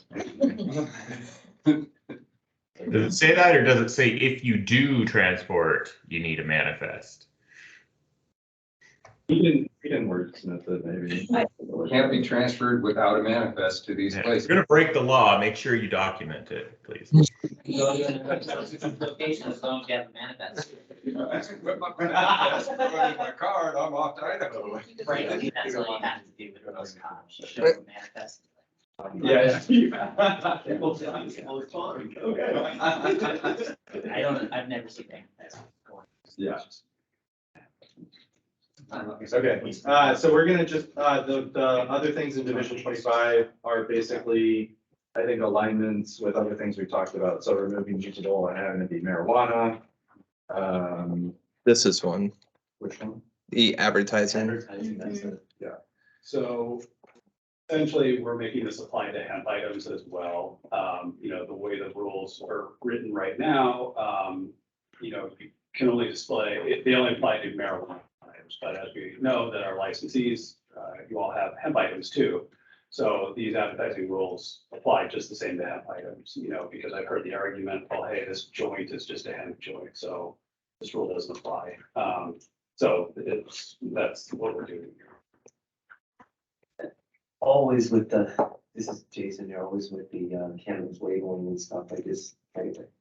It keeps coming up, is it similar to alcohol? And sometimes I'm confused by what to put on there when and I see alcohol in stores and everything. I don't know, maybe this is not the right section, but there's cartoons and my kids are with me, and I feel a little, I've still only used the bare minimum pre-roll thing because I just absolutely do not want any trouble, but I would like to have a branded product rather than just the numbers and letters. So I don't know if this is just to bring up. We can talk about this. Okay, thank you.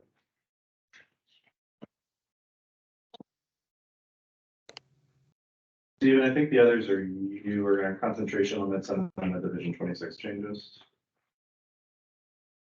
Yeah, in Division 26, we have some proposed changes on the concentration limits.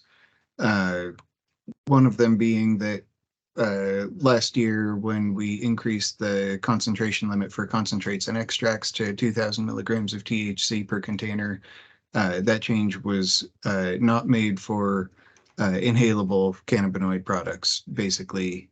So this just brings that into alignment where, whether it's a extract only vape cartridge or a flavored vape cartridge, it has that same THC limit. So that increase mainly applies to cannabinoid products intended for inhalation. And then the other change here is we noticed that for some kind of mixed RSO products, so if I have, if I mix together a concentrate and an extract, or I mix together a hemp extract for the CBG content with a cannabis extract for the THC content to make a 1-to-1 RSO, that the way the rules are written now, that would be a cannabinoid product.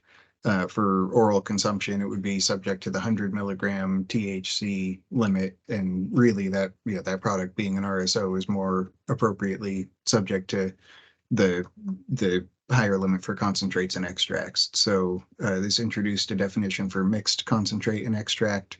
Realized after we sent this out that only talks about combining cannabinoid concentrate and cannabinoid extract. It should include concentrate or extract mixed with a hemp concentrate or extract also. But that's just another kind of technical amendment to make sure that these pieces all line up, and that an RSO product can be treated like other RSO products, even if it's in a category that makes it a cannabinoid product. When did we get transdermal patches? That must have been. That's always been here. Yeah.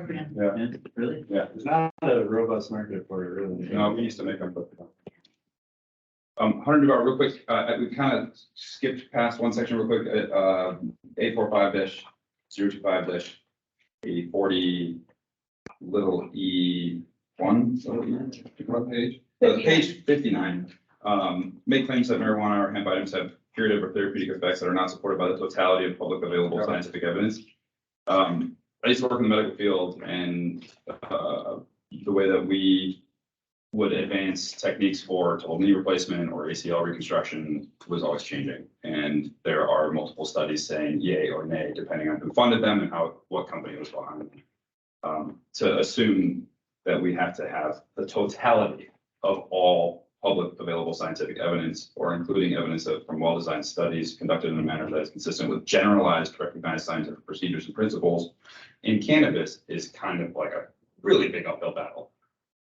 So Anthony Galtowski for the record, this mirrors what's in the packaging labeling rule. So this is the exact same requirement if you want to put any kind of health claim on your. So it seems a little silly not to be able to have that same requirement on the advertising side. Okay. And as somebody who does this day in, day out, I see a lot of health claims. Yeah. And I've never seen anybody substantiate. So we're just harmonizing the advertising rules with the label rules. Okay, so if there are studies that support what you're claiming and you reference them, is it allowed? I think you're gonna run afoul of FDA. And that's where this language comes from. But yeah, we don't need to get into the nitty gritty of what the FDA thinks about our cannabis program.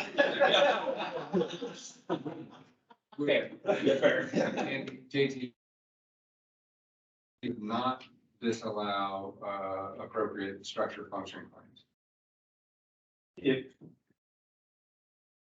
I'm trying to put a caveat on it. If it's appropriate and if it meets, well, we'd have to evaluate each one. I'll just put it that way. Yeah. Cool. I'll leave it. Sorry. And no, it's okay, because having been in the supplement industry when those laws and rules changed, they made a clear distinction at FDA between curative and therapeutic effects and structure and function claims. And those are allowed for dietary supplements. So you would see, joint support or, sleep aid. It's not saying it's curative or anything. And that's where my question is. Right. And generally, somebody says, it helps with sleep. That's not a structure. I mean, that's not a therapeutic. But if it helps with like chronic insomnia, yes, that is absolutely. Right. Yes. Yeah. Okay, cool. So it doesn't necessarily disallow an appropriate structure function.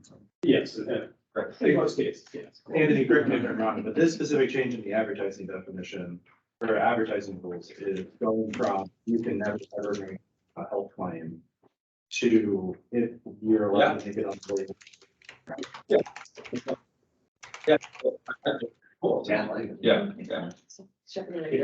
Yeah. I would suggest maybe preponderance instead of totality.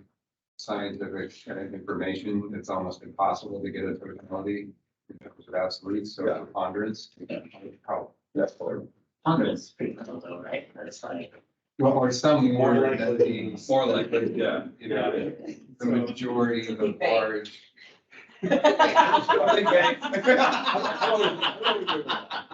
we are going to conclude for today. So thank you, everybody, for your contributions today. As always, send in your fiscal impact statement and any other comments, questions, suggestions to me at olcc.rulemaking@oregon.gov. You guys all should have my contact info. So yes, thank you all so much for coming today and participating.